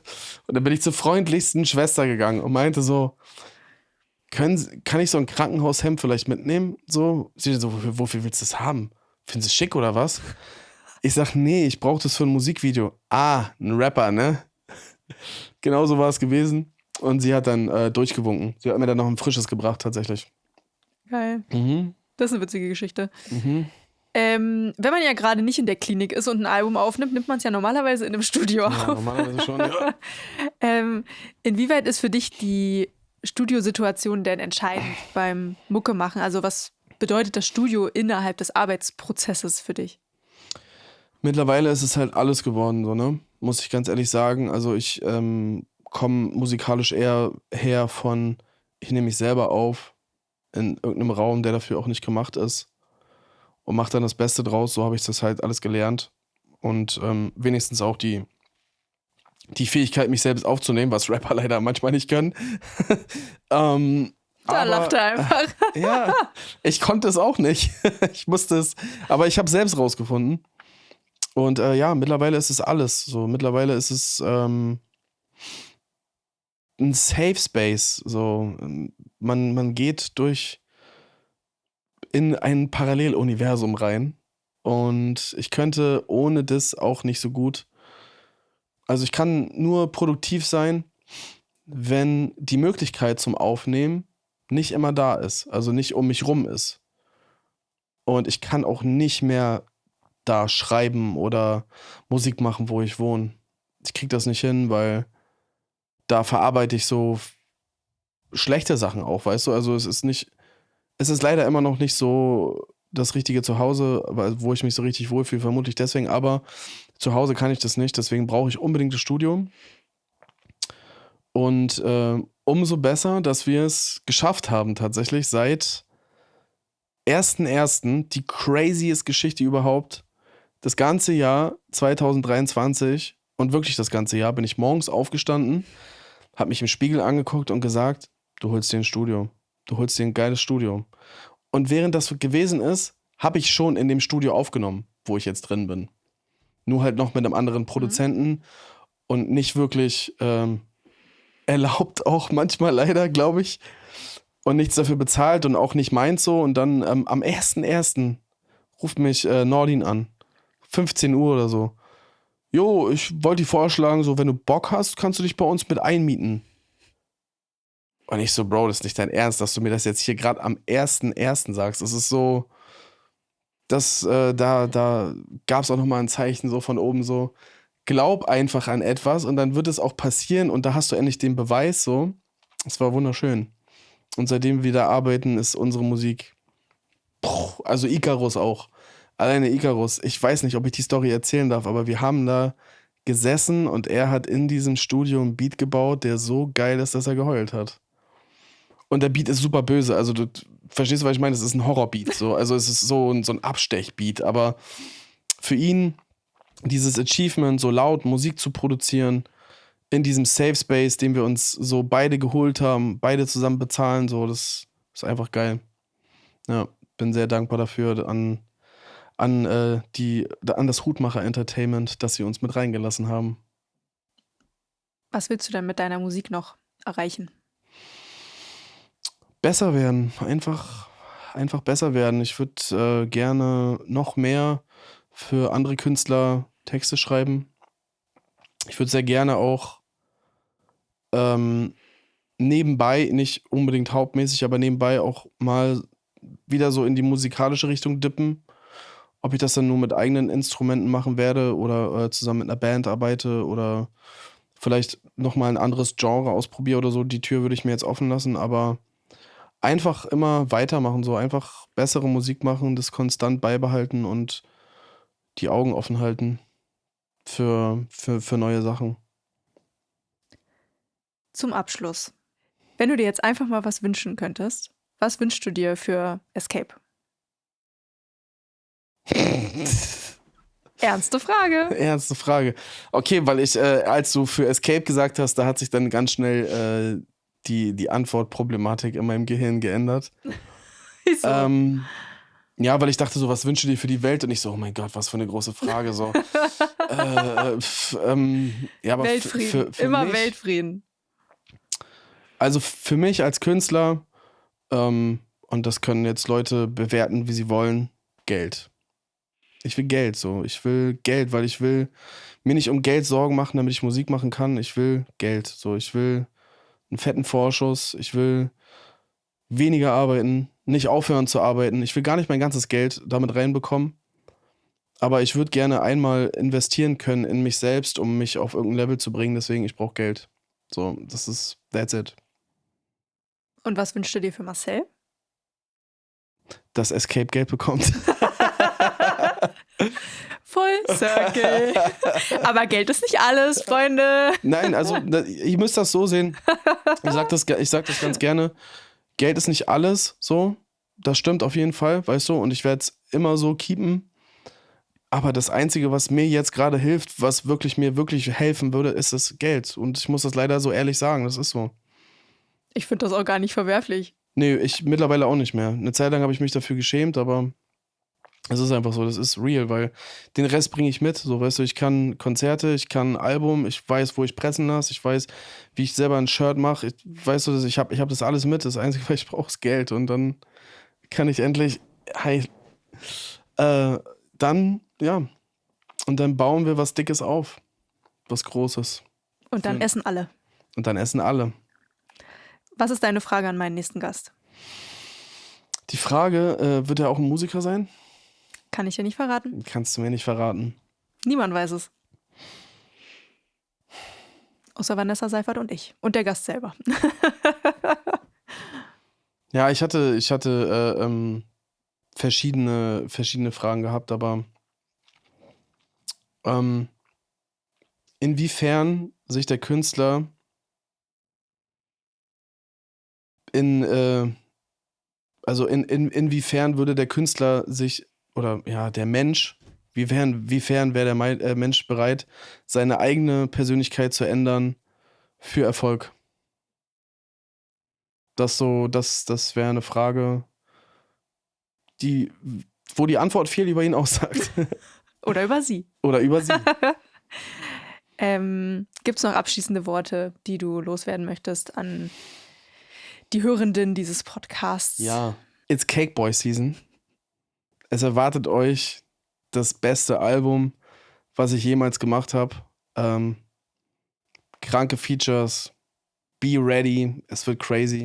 Kannst du spoilern? Ich mache jetzt hier die Handbewegung wie Mr. Burns. Ja, ich spoiler sogar sehr, sehr gerne. Außer eine Person, weil sie noch nicht... ich halte mich fest. Weil wir uns noch nicht finally getroffen haben. Aber Donatello ist mit drauf. Untergrundlegende und schon in meinen Ohren seit Neubrandenburg tatsächlich, noch seit Money Max. Und also sehr, sehr, sehr, sehr große Ehre für mich. Und Candice ist die hat vor kurzem angefangen, ich würde sagen so vor 2-3 Jahren. Junge Rapperin, Zehlendorf-related. Sehr, sehr krass, wirklich sehr, sehr krass. Zweisprachig Englisch und Deutsch unterwegs und rappt auch nicht so normal und will definitiv kein Girly sein, so, sondern leg dich mit dir an, Bro. Auf die Fresse Rap? Auf die Fresse, yes. Ja. Also mit der kannst du dich nicht anlegen. So. Das ist wirklich so. So wie Sasu. Ja, Sasu ist noch ein bisschen furchteinflößender, würde ich ganz ehrlich sagen. Also ich meine es jetzt nicht böse, aber das ist auch gut so, weißt du, ich glaube, sie will das auch so, deswegen Shoutouts auch Sasu. Shoutout. Ich freue mich richtig drauf, vor allem, wenn es wieder auf die Fresse Rap ist, was mein Deutschrap-Herz ja vor allem beglückt und mich glücklich macht, du weißt. Ja. Dann danke ich dir, dass du da warst. Danke für das offene Gespräch. Ich habe mir selber nicht zu viel versprochen, denn ich habe sehr viel Neues dazu gelernt über vor allem dich und deine Geschichte und wie du jetzt der Marcel bist, der vor mir sitzt und den ich auch kennenlernen durfte in den letzten Jahren, was ich sehr schätze. Und dann hoffe ich, du hattest genauso viel Spaß. Ich hatte sehr viel Spaß. Ich war kurzzeitig beim Erzählen so richtig weggesaunt. Ich kam so kurz, während ich aufgehört habe zu reden, wieder so zu mir und oh Gott, ich sitze hier in einem Raum. Es war schon ein bisschen weird auf jeden Fall. Vielen lieben Dank für die Einladung und das habe ich dir auch alles erzählt, weil du die Ehrlichkeit auch verdient hast. Danke. Bitte sehr. Dann, wie immer, passt auf euch auf und denkt dran, Hip-Hop lebt. Hip-Hop lebt.